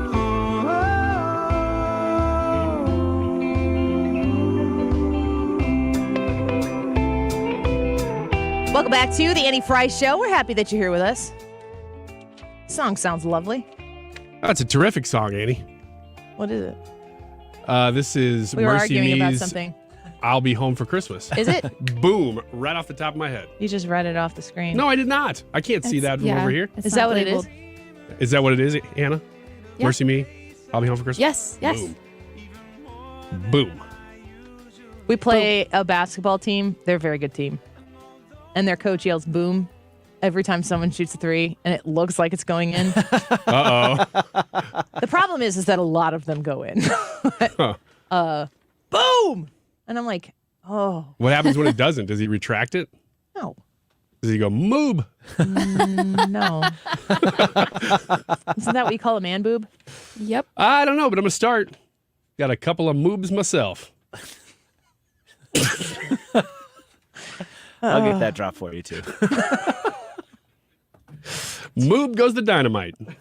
It's really unbelievable. Say dynamite backwards. Oh, thank you. What? We're not going to do the giveaway right now, but we're going to talk about the giveaway. Is this the details? So those are the details. Yep, that's what we got.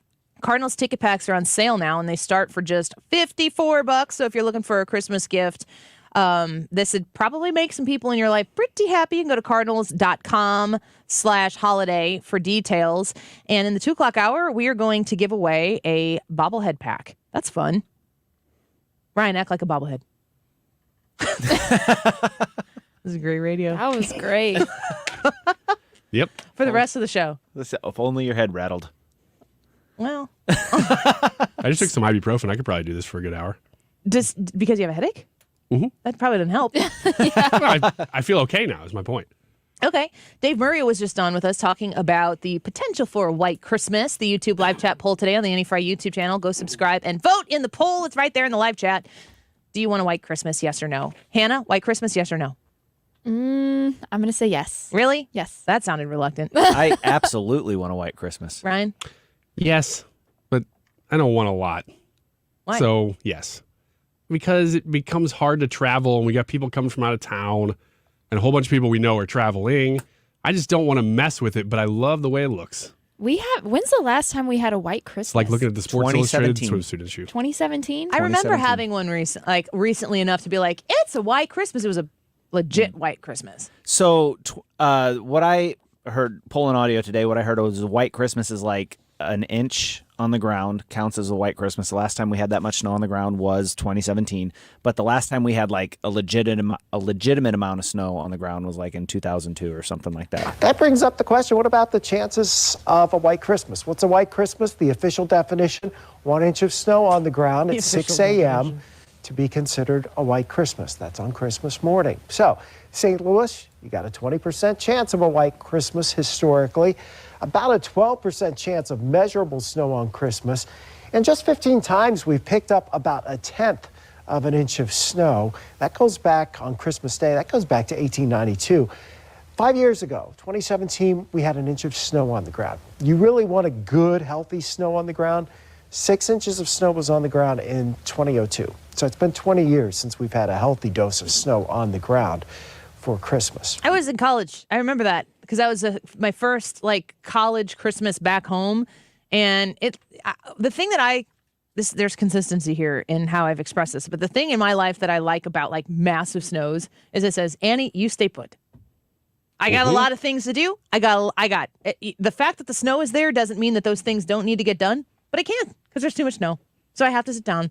And it seems as though in my life, I need a major weather event to make me sit down or a pandemic.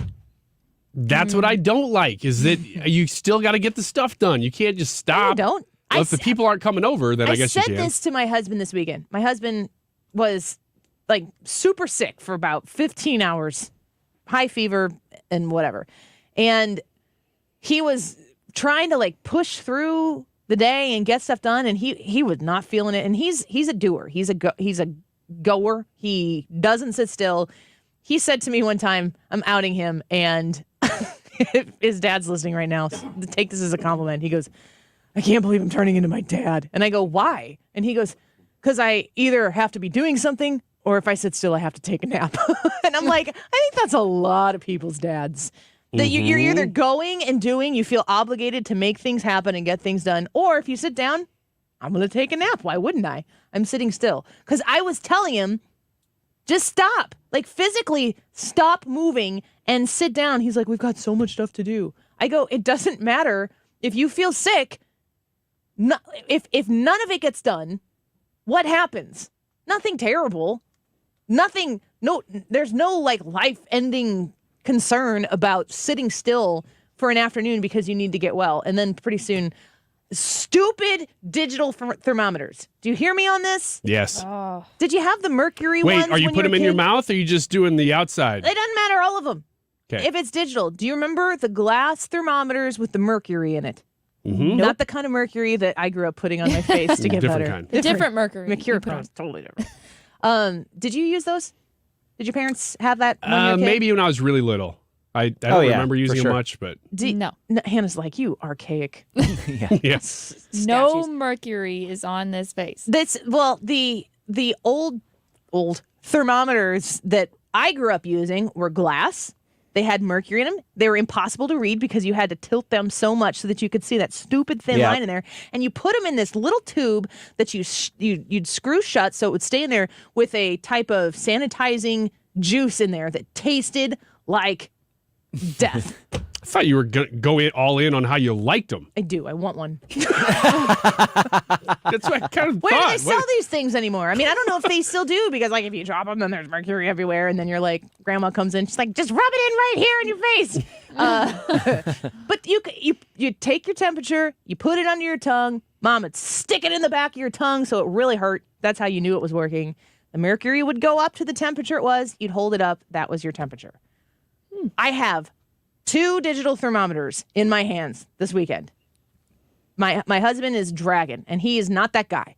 And I'm like, you need to stop. You need to sit down. He laid down on the couch. He had a hoodie on. He was like walking around doing things in the house with his hood up and extra layers on. He's the guy who, it doesn't matter if it's 20 degrees outside. He's walking around in shorts and a t-shirt, barefoot, getting stuff done. And I'm sitting next to the fireplace with a weighted blanket on and like layers. And I'm cozy and he's cozy at the same time. And it's like 72 degrees in the house. He's walking around all bundled up, and he finally lays down on the couch, and I'm looking at him like, he's not well. And I put my hand on his forehead. He's warm. I think he's warm. He probably has a little bit of a temperature. Later on, I'm looking at him, and I'm like, he looks really bad. I go to take his temperature again, or with my hand, and I'm like, okay, this guy's burning up. Get the thermometers out, because in COVID, it was like a huge asset to have digital thermometers. You just take your temperature. I mean, we did crazy things, people. We did crazy things. And so I've got these thermometers out, and I'm taking my temperature and everybody's temperature in the house before I take Jared's. 98.1, 98.4, 97.8, going through everybody. I take his temperature, 106.5. That's That ridiculous. is That's boiling your hospital brain. Dangerous. I said, worthy. terrible. And I said, I'm like, Jared, we have to go. Like, you can't be here. We have to go. And then I take it again, 102.1. That's Really? Did you take yours still really in between? high, but a difference. I probably took his temperature. I'm not exaggerating. I probably took his temperature over 100 times in the span of an hour. And I'm taking his temperature and my temperature and his temperature and my temperature. My temperature, 98 point something, 97 point something. His temperature, 102.5. It was like all the frequencies in St. Louis. KZK. Yeah. Oh, this one's Christmas music. Oh, this one is top 40. And it was anywhere between 102 something to the highest reading I got one time was 106.5. I took it again and it was 105.3. And then WAOX. And then it was mostly living in the 102s, 103s, 104s. But so one of them was the put kind up you to put- your head, Oh, not okay. up to your head. Not on your forehead. Nope. And another one was in the ear. And the in the ear one was usually 102, 103 something. But it would get kind of high too. But I would take my temperature with that one and it would be 101. And I did not have a temperature. The only nice thing about these thermometers is that when they were using temperature as a gauge for whether you could do anything in your life, Yeah. you could kind of come up with whatever you wanted. Exactly the point. I'm like, is my husband on death's doorstep? Or does he have a virus, which, as I have told you guys for the last week, I did not feel good last week. I still feel like I'm recovering from it, but I never felt like I had a... You know how you're like, oh, do I have a fever? But then when you have a fever, you're like, I know I have a fever. Mm-hmm. You can't get warm. Your body hurts. You have a headache or whatever. Like the idea that you have a fever is, you know it when you do. If you know, you know. What are you supposed to do with these digital thermometers? Because I know that he had a fever and his temperature was somewhere between 102 and 107. Look, one of those thermometers was sponsoring Sue Thomas News for a long time, so I know I'm probably An treading... Exergen thermometer. I used to have one of those, but I quit. That was the kind The that... one you that rub was the across your temporal, forehead. And that I would quit using because it would... I mean, you could take 10 temperatures in a row and you'd get 10 drastically different at the end of it. I think at the beginning it was really good. I probably needed to get a new sensor or something. I need to get a new forehead because that thing, whenever I run it across my forehead, just bumps and bumps. And I'm like, it wasn't even on my forehead for half of that run. It's unbelievable. And I don't know. I really didn't know what I was supposed to do. We hadn't given him any medicine up until I realized that he was really super hot. So that's what I said. Oh, he's always been really super hot, you know? No. Wow. I sat next to him and just repeatedly took his temperature for about 45 minutes because I said to him, I go, if this temperature doesn't break in 45 minutes after he took Tylenol and ibuprofen, I said, we're taking you into the emergency room. So it was actually that high. It was actually up 105-ish. It must have been over 100. The lowest I could get it to come through was 102 something. Whew. So I knew the question was am I calling 911? Am I taking you to urgent care? Am I giving you some Tylenol? And it was give him some Tylenol, take. And in 45 minutes, it had come down to about 100. And then it never went back up. So what? What does that mean? I don't even know. I hate these digital thermometers so much. I need some mercury in my life. Yeah. I don't even care how it comes. I love how you did not sell the mercury crazy about thermometer well at all, and you're still liking it. Oh, no. I want what works. I can go through the tough stuff if it works, if it gives me factual information. Isn't that the basis of this whole show, anyway? Let's give away some Cardinal bobbleheads in the next hour. Don't go I'm away. Howard Mackler of GetRefunds.com. You may have heard me talk about the payroll tax refund program that gives businesses up to $26,000 for every employee they kept on payroll during COVID. But today, I'm not going to do the talking. I'm letting a real Get Refunds client tell you everything. I'm Evan, owner of Laveau DWI Law. I heard about the payroll tax refund and GetRefunds.com on the radio. When COVID hit my business, everything shut down. Revenue, phone calls, all business. The new cost of operating during COVID hit hard too. I had to personally fund my business. GetRefunds.com got me approved for a payroll tax refund, and with that money, allowed me to recoup losses and costs, even where I had positive income in the later quarters of COVID recovery. If you have a business, you should go to GetRefunds.com and start your claim right now. GetRefunds.com helped their business, and we can help yours too. Go to GetRefunds.com and see if you qualify in just 8 minutes. GetRefunds.com, powered by Innovation Refunds. If you own a home in St. Louis and you want to sell it as is, without any inspections or the need to make any repairs, call Chris Buys Homes, stlouis.com at 314-782-8000 and get your cash offer without any obligation, commissions, banks, or headaches. Chris buys vacant homes, inherited homes, fixer-uppers, beautiful homes, even the tenant who won't pay the rent apartment. Google us. Chris Buys Homes in St. Louis, and check out our best reviews from satisfied customers. When you sell to Chris, you decide when you want to move, according to your schedule and your terms. Go to our website, chrisbuyshomes.stlouis.com, or call Chris at 314-782-8000. That's 314-782-8000, and get the offer you've been waiting for. 314-782-8000. KFTK FM Florissant. Driven by the Bommarito Automotive Group. 97.1 FM Talk. Always live on the free Odyssey app. This is a Fox News alert. Criminal charges recommended for the former president. I'm Lisa Brady. The January 6th committee referring former President Donald Trump and others to the Justice Department on several possible counts stemming from the Capitol riot. Ours is not a system of justice where foot soldiers go to jail and the masterminds and ringleaders get a free pass. Congressman Jamie Raskin listing the potential charges, including obstructing an official proceeding, conspiracy to defraud the United States, making a false statement, and inciting, assisting, or aiding and comforting an insurrection. An insurrection is a rebellion against the authority of the United States. It is a grave federal offense anchored in the Constitution itself. Raskin says that amounts to an automatic disqualification from ever holding public office again. The former president has already announced he's running again. He has called committee members highly partisan and sick. Acting on referrals is up to the Justice Department, which already has 2 Trump-related investigations underway, now led by recently appointed special counsel Jack Smith. The January 6th committee also referring 4 Republican members of Congress to the House Ethics Committee for failing to comply with subpoenas. The White House says the border is not open, even after a rule that turns away many asylum seekers expires on Wednesday, while also insisting again that Homeland Security has a plan to handle an even bigger surge of migrants. DHS is asking for funds to surge resources to the border, impose consequences for unlawful entry, bolster nonprofit capacity, and target smugglers. But lawmakers who would have to vote on this say that they don't even have details yet. And some are hesitant to throw more money at the Homeland Security Secretary, who has said the border is secure. Fox's Jackie Heinrich at the White House. America is listening to Fox News.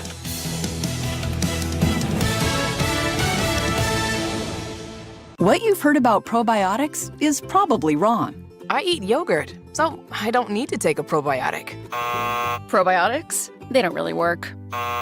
It's time to learn the truth about probiotics from Align, the probiotic brand recommended by gastroenterologists 2 times more than any other probiotic brand. Align has probiotics to naturally help relieve occasional bloating, gas, and abdominal discomfort. Try Align for a month and see how great a healthy gut can feel at AlignProbiotics.com. When cold symptoms keep you up, try Vicks NyQuil Severe for max strength nighttime relief. Just 1 dose of Vicks NyQuil Severe starts to relieve 9 of your worst cold and flu symptoms to help take you from 9 to none. Get some rest and feel better with Vicks NyQuil Severe.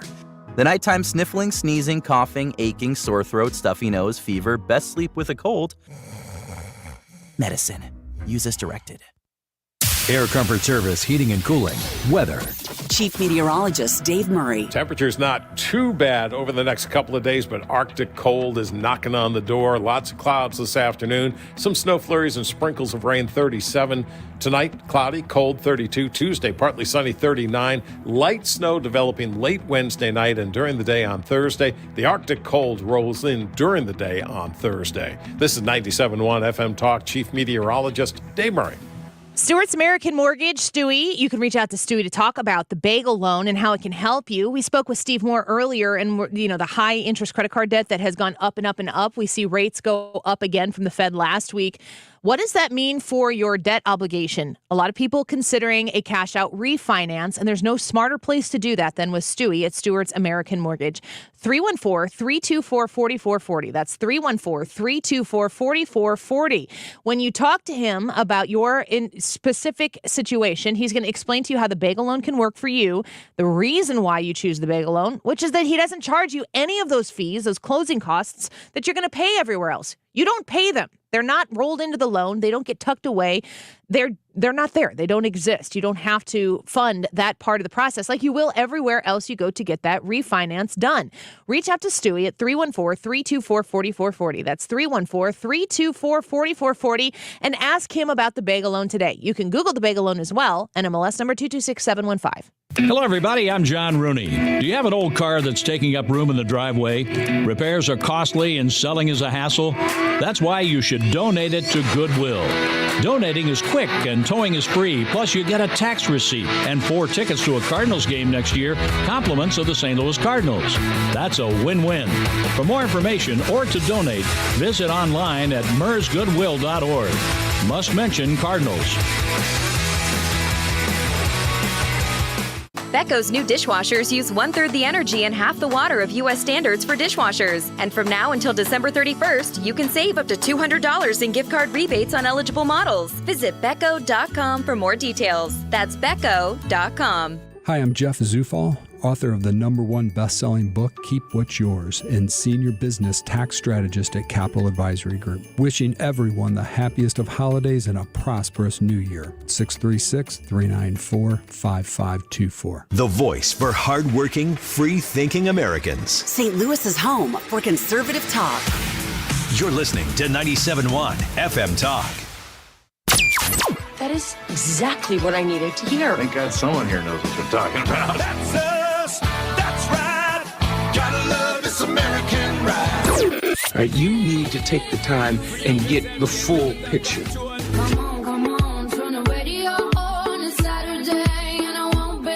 Don't get me wrong. I love the ladies. I mean, they rev my engine, but they don't belong in the newsroom.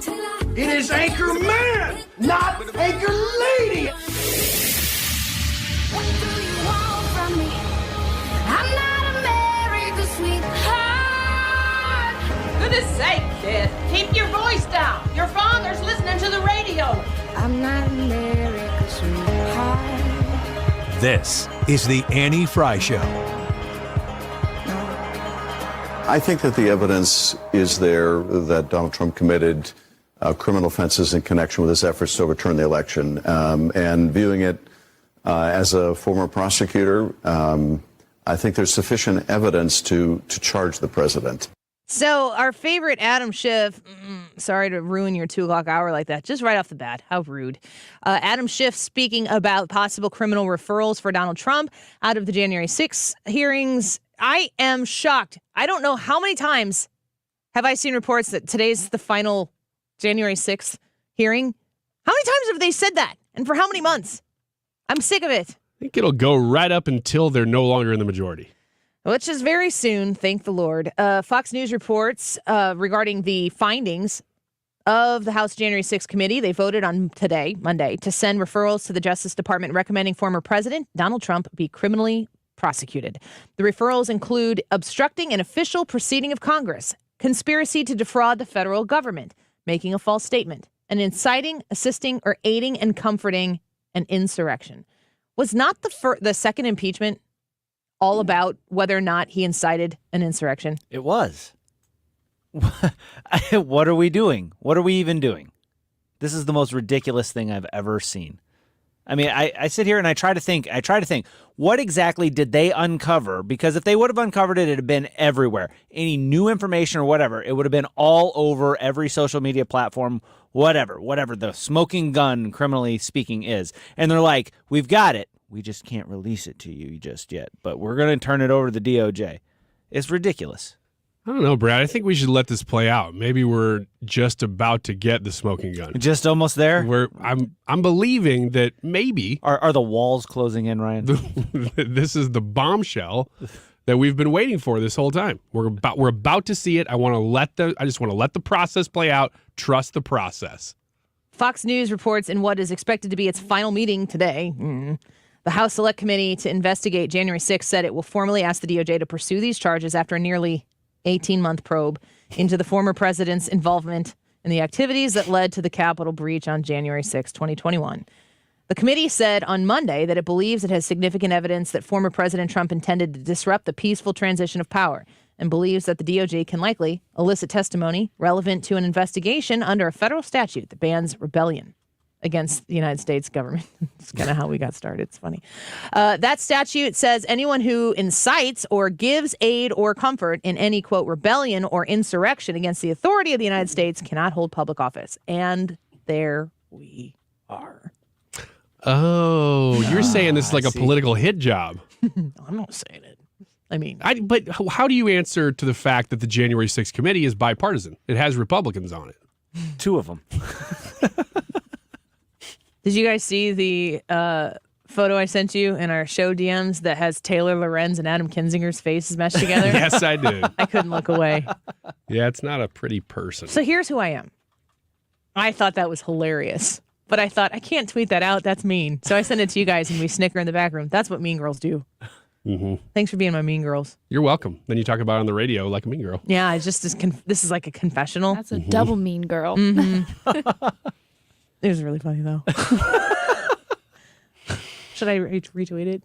Yeah. No, I can't. Why not? It's a mashup of two different people's faces. It's a meme. Yeah. It's not being mean. I'll think about it. The committee's unprecedented criminal referral holds no official legal weight. And a final determination in whether to pursue the charges will be up to Attorney General Merrick Garland and the Justice Department. The committee also referred several GOP lawmakers. Some homemakers across the country going, what? It is a profession. It has value. I have value.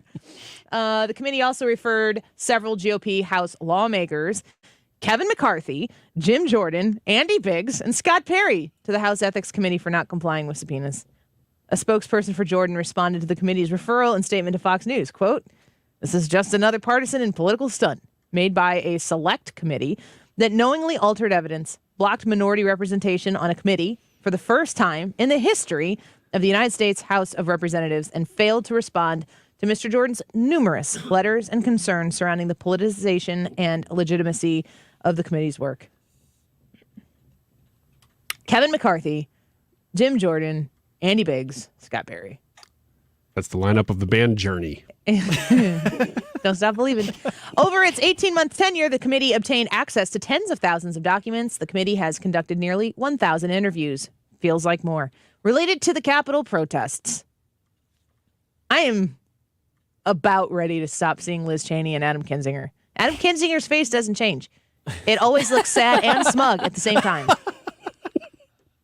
I'm not a mean girl. I'm a really mean girl, and I'm ashamed of myself. Smad. And I'm ashamed of him as a Republican from the state of Illinois. I am too. Vote for him for governor over J.B. Pritzker? I still would. In a heartbeat. I mean, there's very few people that I wouldn't. If you don't want to if you don't understand right now the state of Republicans in Illinois, there it is, folks. Right there. Adam Kinzinger for governor. It's so gross. But it's true. It's true. It's absolutely true. I will take whatever Adam Kinzinger's brand of conservatism. It's pretty much just Adam Kinzinger. Yeah, whatever he says it is, I'll take that over J.B. Pritzker. Mm-hmm. That's an easy vote for me. Yeah. Easy vote. We'll be right back. We have to go sanitize. Yeah. You know what, though, Just gonna guys? drink some antibacterial bleach, hand sanitizer. Bleach. Don't do that. That would be bad. Yeah, don't do that. Nobody told you to do that. I really, guys, though, I think we should let this process play out. This is now going to be referred to Attorney General Merrick Garland, the Justice Department, who will approach this with a very bipartisan. Justice is blind. Yeah, they're going to put the blinds on, hold up the scales, and just see if he is found in want or not. And therefore, I say let the process play out. Trust the system. It's fine. This has not been politicized. We will see. You're full of crap. Total crap. I want to say we'll follow this, but we probably won't. Yeah. You know everything you need to know. From the time the commission was put together, you already knew what the next 18 months was going to look like. I watched the entire first hearing. I live streamed it. I gave it a chance. And it was interesting to see the videos that they showed. Remember, they hired a producer. That's right. I'm also thinking of all of the people who tuned into CBS today, local channel 4 here, to watch Let's Make a Deal and saw more of this. And I wonder if they're really losing their base. I saw the same thing. The NBC was carrying it. Oh, boy. Yeah. They carry that one today, eh? Yeah. Okay. I watched the first one. They showed video of January 6th, and it did impact me to see that video again. We watched it happen in real time. It was happening during the show, and we did not know as it was happening. We took a lot of Fox coverage from it. We did not know as it was going on, where does this end? Because the truth is, the person share with the class. Go ahead, What? Brad. No, Brad, go ahead. I don't know how to do this. You can't sit in the back of the classroom, snickering, passing notes, and laughing about all the funny things. I'm supposed to tell the commie on our show. Which one is that? Yeah, no, just read the comment. Just read the comment. All right. Annie, tell the commie on your show that the globalist and communist goal is to prevent President Trump from ever running. And Cheney told the the old globalist has a grudge against him and us. And I'm trying to figure out which one of us is Who's the commie. I think he's talking to me. I've never played it, but my kids play this game. This sounds like Among Us. Isn't that a game? What is that? Is. Don't we have to figure out who's the commie? Is that what they're Ryan playing? is sus. I would like to respond to Colonel Wilhelm. I know all these Mueller. words. I don't really know the order they go in, but if we have to suss out the commie in the room, I'm for it. Let's go. Yeah. I think my money's on Hannah.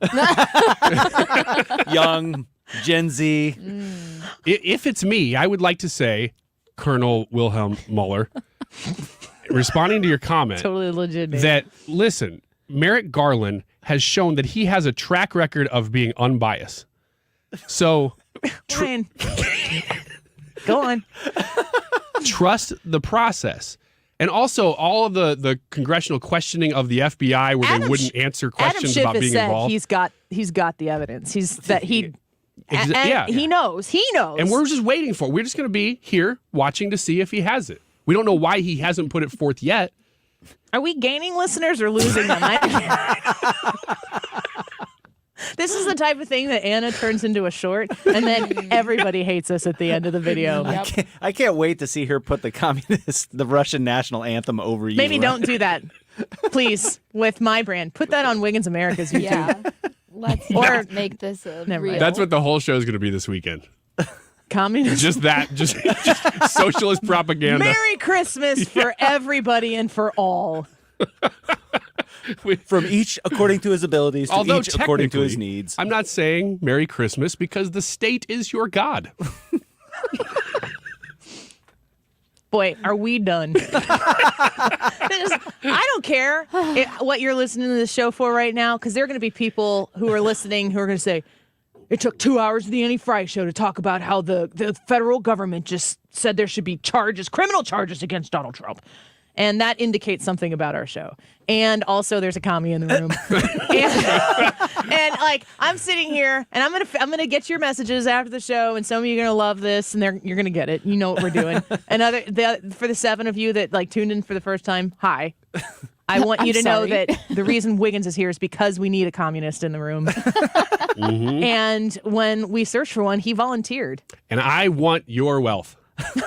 That's not a lie. I am committed to this cause because I have the feeling that you might be a little bit more wealthy than me, and I want some of that jack. You're just and I need the government to take it from you and give it to me. Definitely losing listeners. Wow. Just casually joking about communism on a show and encouraging that we trust Adam Schiff. Because he has the scoop. And if anybody looks trustworthy, it's Adam Schiff. Yep. He looks right in the camera and you go, now that is a man I can trust.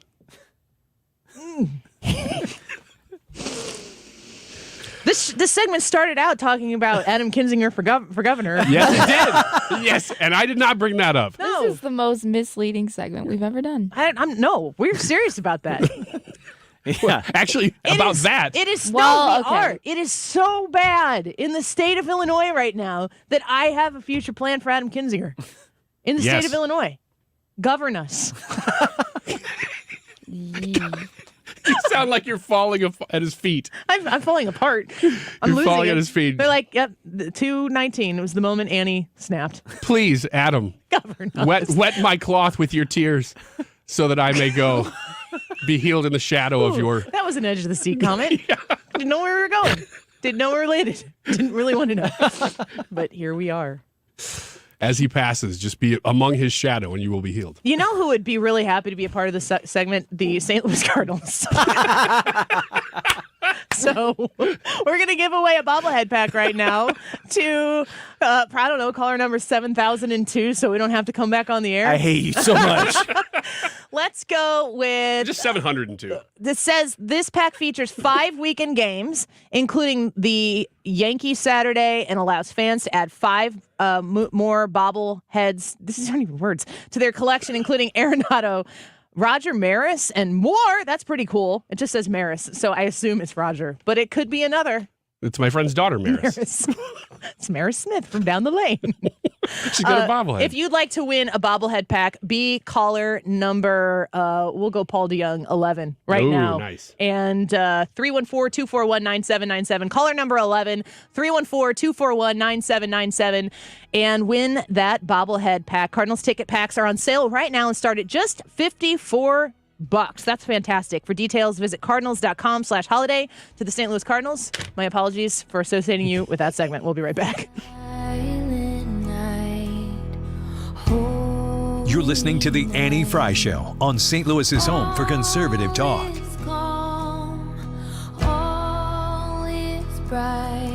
Follow Annie on Twitter @Annie Fry Show.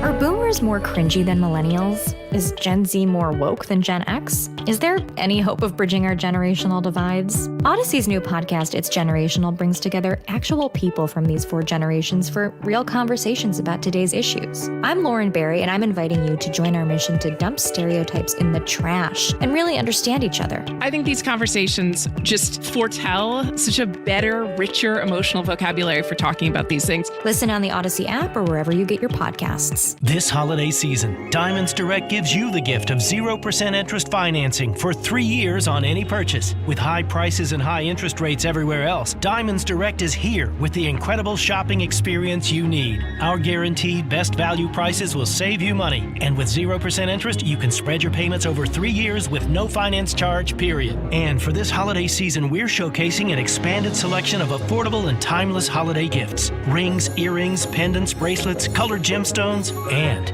if you're upgrading her diamond or getting engaged over the holidays, we have one of the largest diamond selections in America. All sizes and shapes, all cut for maximum brilliance, and all offered at our amazing direct importer, no middleman prices. Check out our holiday gift guide now at diamondsdirect.com. Buy now or come into the showroom. Let one of our experts guide you in finding the holiday gift that's at the top of their list. And enjoy 3 years 0 interest financing on any holiday purchase. Diamonds Direct. Your love, our passion.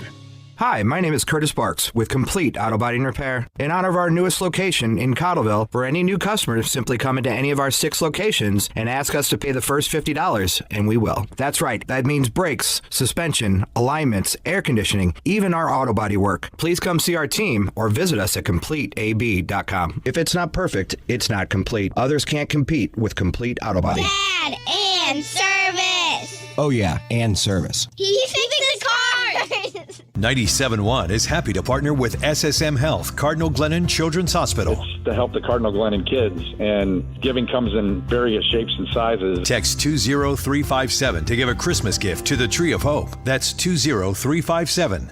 How'd you like to spend Christmas on Christmas Island? How'd you like to spend a holiday away across the sea? How'd you like to spend The Annie Fry Show is streaming online. Watch us live on YouTube and subscribe. How'd you like to hang your stocking on a great big coconut tree? How'd you like to stay up late like the islanders do? Wait for Santa to sail in with your presents in a canoe. If you ever spend Christmas on Christmas Island, you will never stray, for every day your Christmas dreams come true.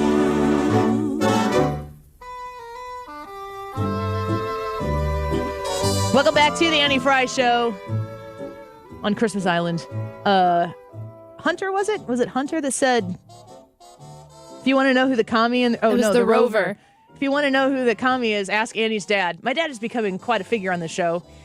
When I was 8, we were hanging out in the garage. My dad was doing some yard work, and we were gardening. He had a garden, which I don't know why he did that, because the deer and the rabbits always ate it, and then it just made him mad all summer. Do you know what I'm saying? Like, yeah, he screamed at it like Ralphie's dad screamed at the furnace. Yeah. And I said, Dad, this garden is great. This is before the animals ate it.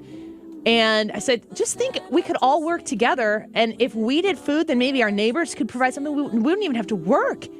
And we could all help each other. I was 8 years old.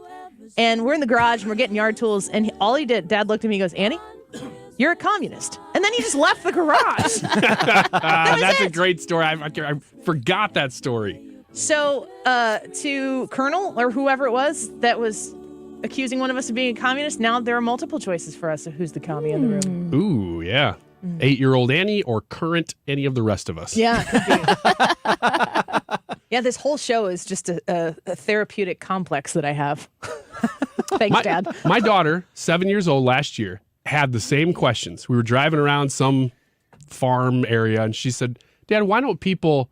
We were driving around communist Russia. Yeah, we were driving around like the Irkutsk. I only know that from Risk.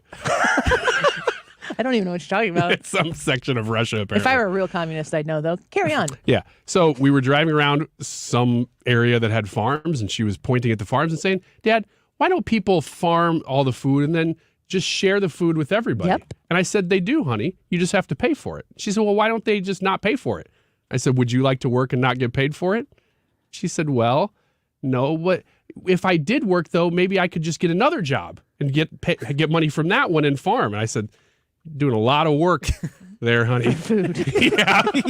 Your daughter sounds exactly like the Communist Party's Twitter what account. you should have done in that instance, if it were the way we were parented in the 80s, is you should have said, honey, you're a communist, and pulled over and told her to get out of the car. Yeah, get out. You go farm. I can't raise you anymore. Give those tomatoes What have to I done? everybody else. Go ahead. Do it. Start now. Unbelievable. Do you have a winner? Yeah, we do. Julia from Creve Coeur. All right. Congratulations, Julia. She won the bobblehead ticket pack from the St. Louis Cardinals. We are doing giveaways all week, right? Yep, all week. That's fantastic. Yep. Yep.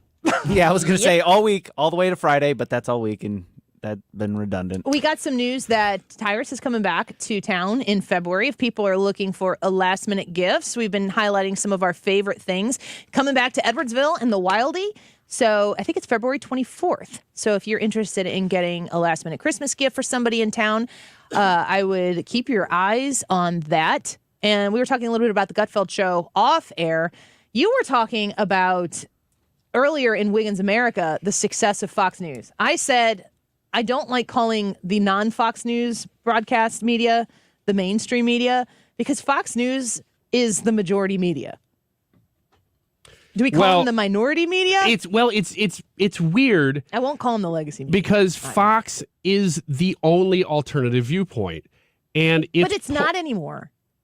Well, not if you include the internet, but I mean, there's other smaller Newsmax, channels. There are, OANN, yes, they do exist. There are a lot of those options out there. But shoot, I mean, they dropped OANN from half of the cable providers.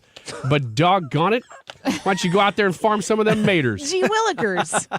Newsmax is on all the time. Daughter, why don't you get out there? You're not watching enough Newsmax. Oh my gosh. Snort. Yeah, I did. That was me. I'll own that.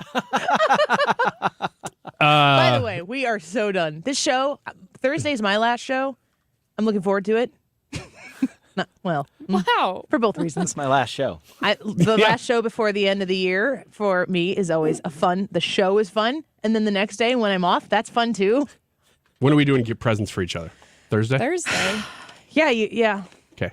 Because I got a You've whole asked bunch this now. question a lot. I know. They keep piling up. You got a whole bunch of presents for the people in this room? I can't tell you why. Ryan's here to get presents. He's the communist, right? Well. Oh, yeah. You're going to take our presents and redistribute them?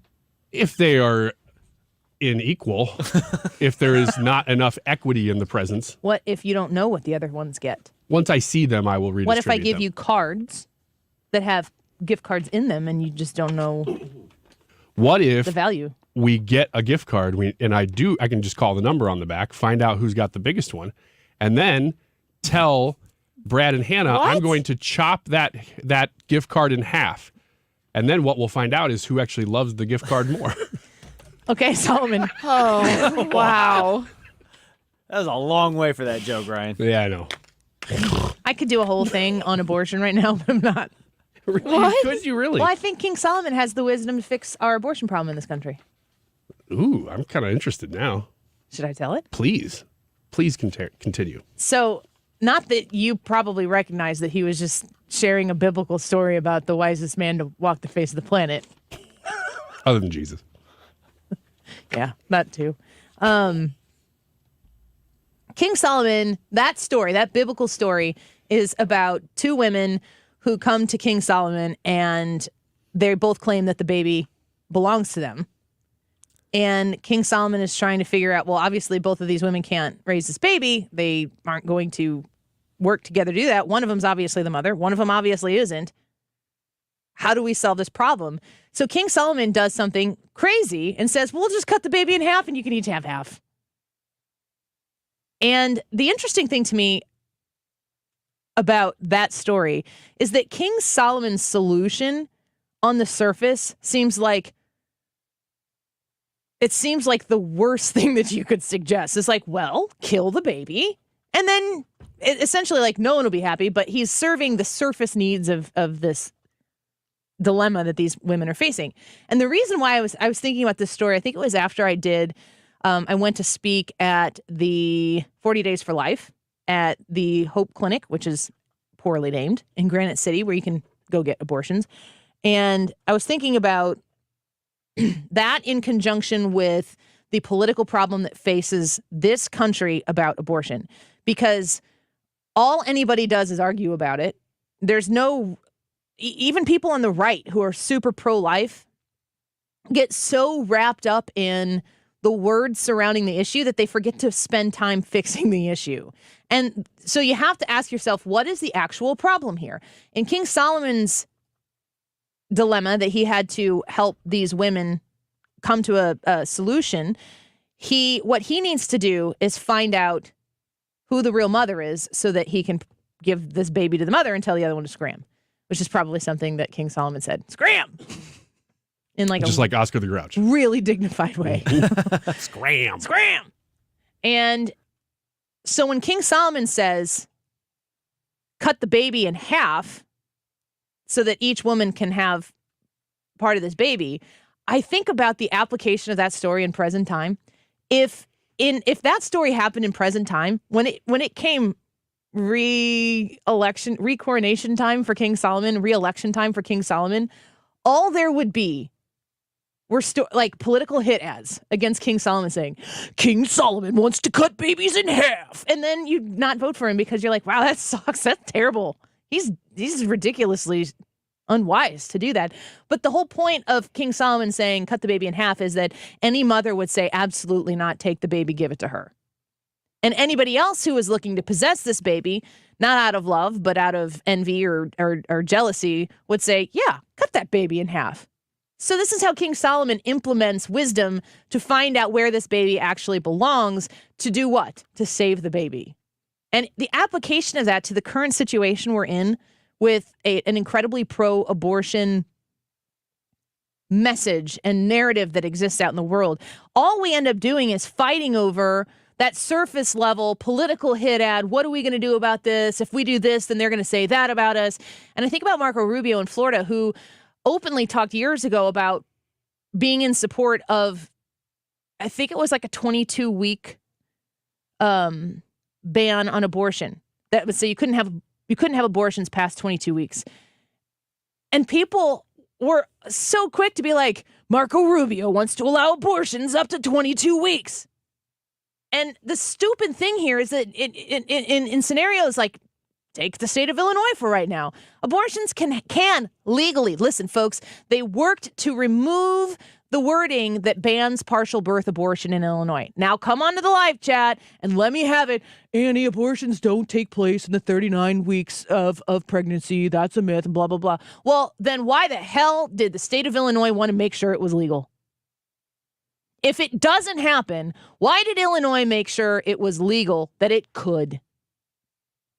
If it's not something that occurs on a regular basis, why did the legislators in Illinois, including Katie Stewart, who sponsored the bill, who's right across the river in the 112th, make sure that the Reproductive Health Care Act allowed for abortions in minors to come from anywhere to the state of Illinois to have an abortion that no legal guardian has to be made aware of at any point in their pregnancy? That's what Illinois invested in.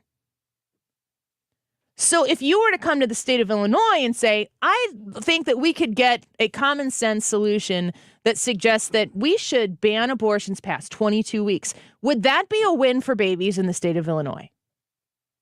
It would.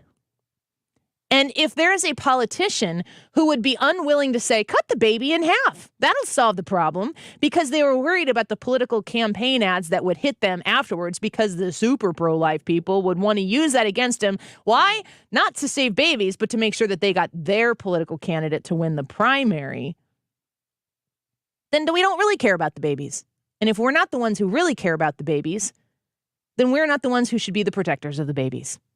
And I think that's what King Solomon taught us. I think that is a very good point about people trying to win the primary in particular, is using those kind of facts against people for political points instead of for the greater good. Mm-hmm. It's a very, very good point. Well, it's King Solomon's.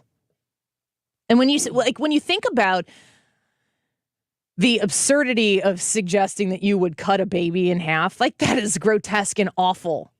But you understand in the wisdom that King Solomon had in that story, that knew that the end result would not be that a baby would be cut in half, but that he'd truly find the truth of where this baby's home actually was. The pursuit of truth caused King Solomon to take a turn that maybe other people in a lesser state of wisdom, which was most people, is King Solomon, that you wouldn't see that coming then, but that you would understand that the people that are put in the position by God or by man through elections, whatever your belief is, that you would understand that it's complicated and that there is context, and that when you have to boil everything down to a 30-second first 15 seconds is black and white with ominous music, and the second half involves wheat fields and waving flags and barns and John Deeres. I like John Deere's. We're a John Deere family. But that you can compress all of that into those 30 seconds of a campaign hit ad to try to persuade people in 30 seconds. This is the guy to solve abortion. That's ridiculous. But they do it all the time. And they're going to continue to do it all the time.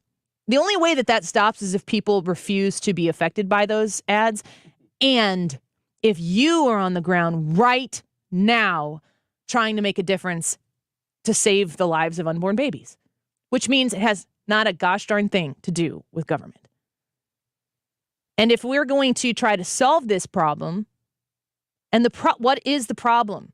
The problem is not that Democrats want to make abortion illegal. The problem is that women are having unplanned and unwanted pregnancies, and they're left to their own devices and their own consequences, unaccompanied by the men who got them pregnant, in a society that values the autonomy and the strength that feminism provides women when they choose to kill their baby so that they can truly have the future that they want. I mean, that's what the world is telling these women.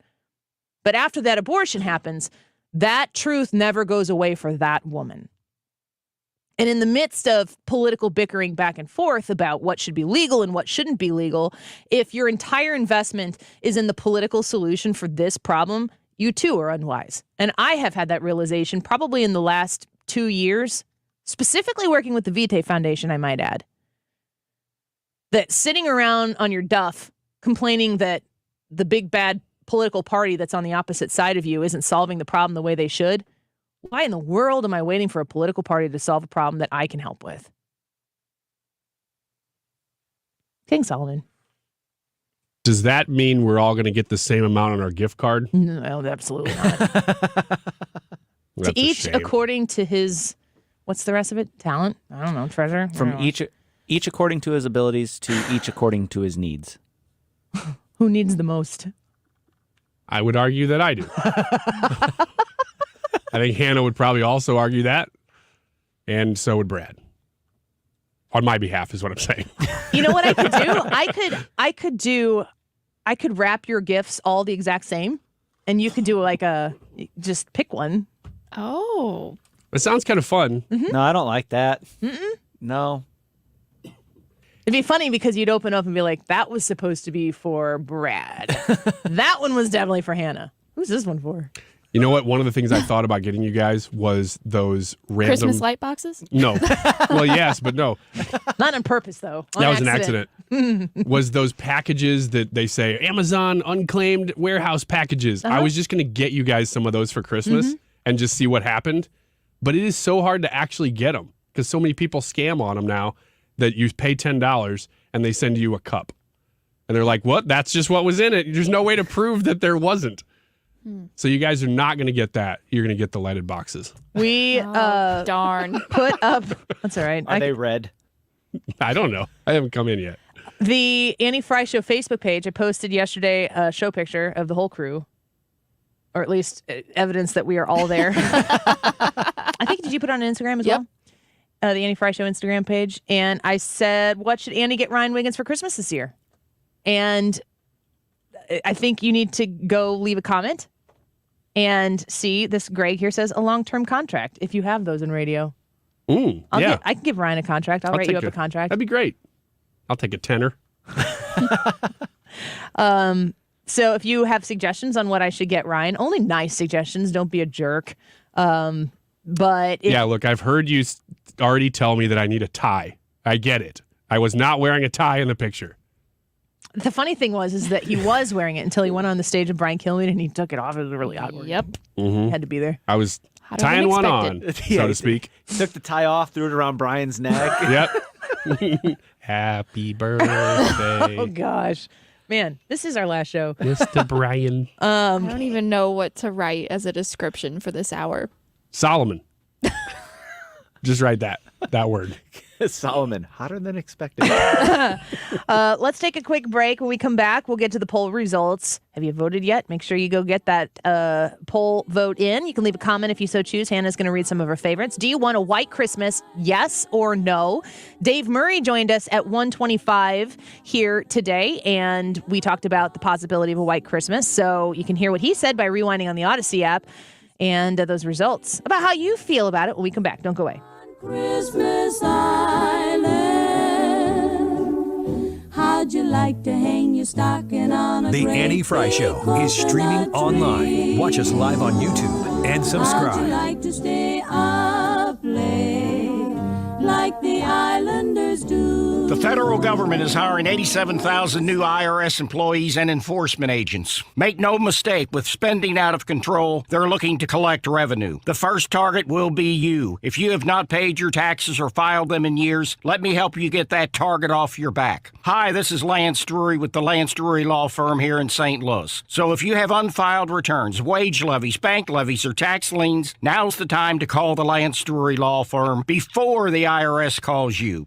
Your consultation is free, so don't put it off. The Lance Drury Law Firm focuses solely on tax resolution law. It's all we do. And if you have IRS problems, you have legal problems. Let us use our tax law resolution experience to guide you and work on your custom resolution plan. Call now. It's free and confidential. Call me, Lance Drury, at 314-260-6120 or go to LanceDruryLaw.com. The choice of a lawyer is an important decision and should not be based solely upon advertisements. So when it comes to ear, nose, and throat concerns, did you know that St. Louis, Missouri has one of the best in the business right here in St. Louis, a private practice, ENT. You can go to Gateway ENT, online at gatewaydrs.com, gatewaydoctors.com, one of the oldest private practice ear, nose, and throat groups with multiple locations conveniently located for you. West County, Sunset Hills, Festus. They've been around for over 40 years, and they work with all ages. What are your ear, nose, and throat concerns? Are they ones that have crept up on you here lately? Maybe you have some lingering effects from having COVID, and you're wondering if it's something you're going to have to deal with forever. I think that you can go to their website, gatewaydrs.com, and learn about all of the different things that they do. But from the people who I've talked to have been clients of gatewaydoctors.com, gatewaydrs.com, Gateway ENT, what they always tell me is they wish they would have gone to them first to get these problems fixed right away. 314-843-3828. They're accepting new patients right now. They can get you in pretty fast, too. 314-843-3828, the most patient-centric ENT in town, gatewaydrs.com. Hey, it's Mark Cox. When I make a recommendation on the radio, you can be sure I've done my homework. When it comes to real estate, I only recommend one realtor. That's Gloria Liu, owner of Your Home Sold Guaranteed Realty. Fact is, I've been recommending Gloria for years now. I've met her clients. I've seen her systems. Gloria has a proven track record for selling hundreds of homes this year alone, and that'll give you the confidence that she'll help you sell yours for the most money. The fact is, Gloria already has the buyers looking to buy now. That's why she'll actually guarantee in writing to sell your home at your price in your time frame, or she'll buy it herself. Call Gloria today at 314-325-6888. That's 314-325-6888.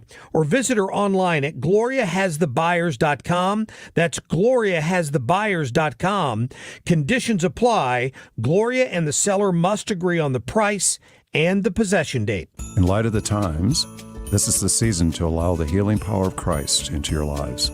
Hello, this is David Schlafly with Schlafly Corporation and Schlafly Beer, wishing you and your family a beautiful and peaceful Christmas season.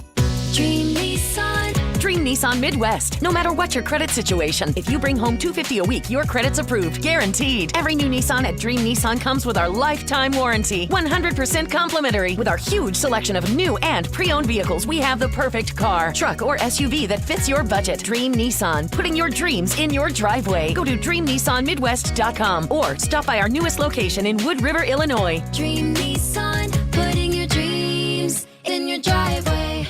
You're listening to the Annie Fry Show live from the Air Comfort Service Heating and Cooling and Insulation Studio. Make sure your furnace is ready to safely heat your home this fall. For heating service, repairs, or a new HVAC system, visit aircomfortservice.com.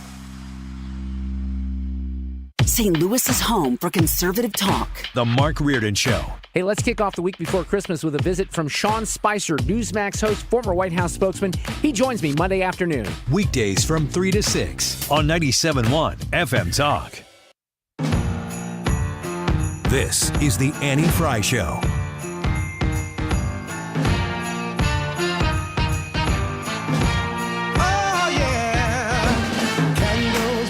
The Annie Fry Show is streaming online. Watch us live on YouTube and subscribe.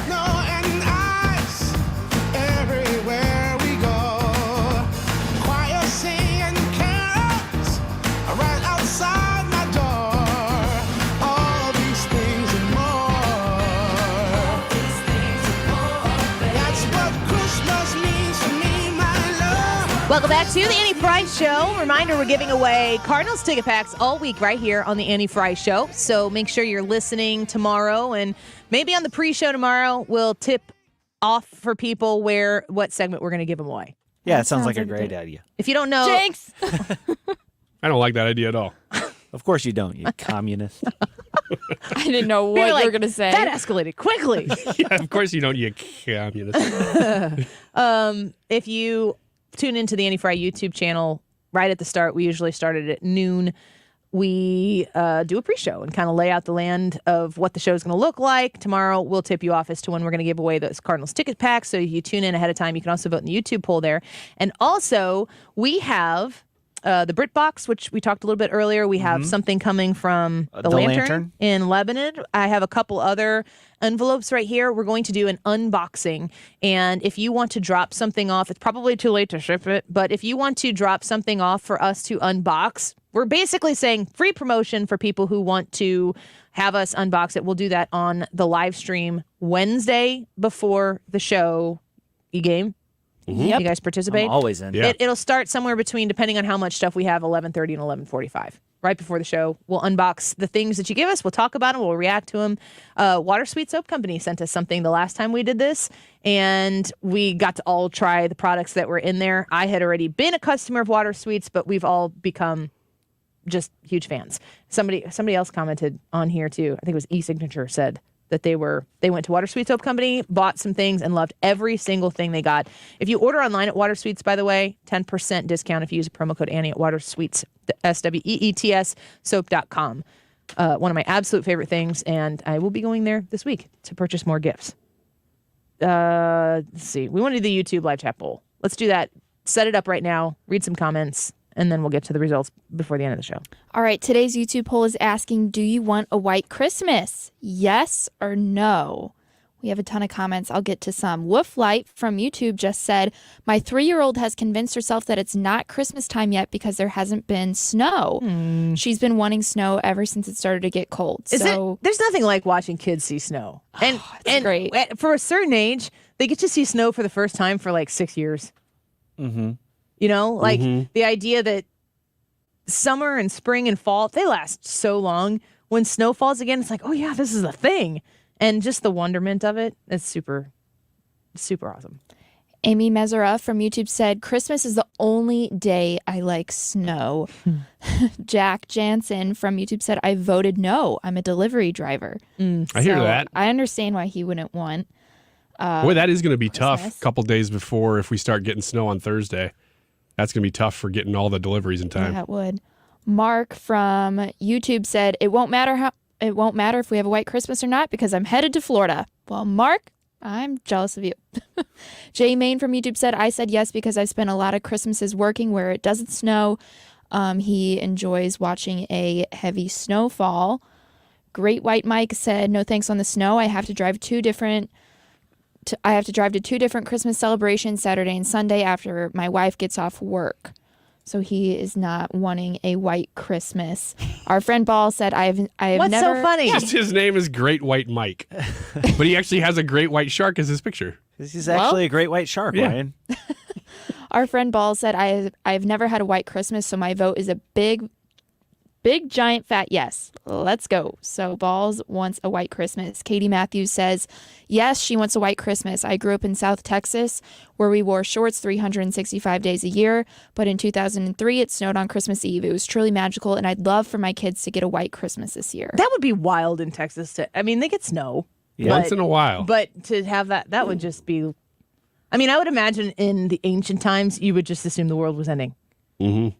If something that wild happened.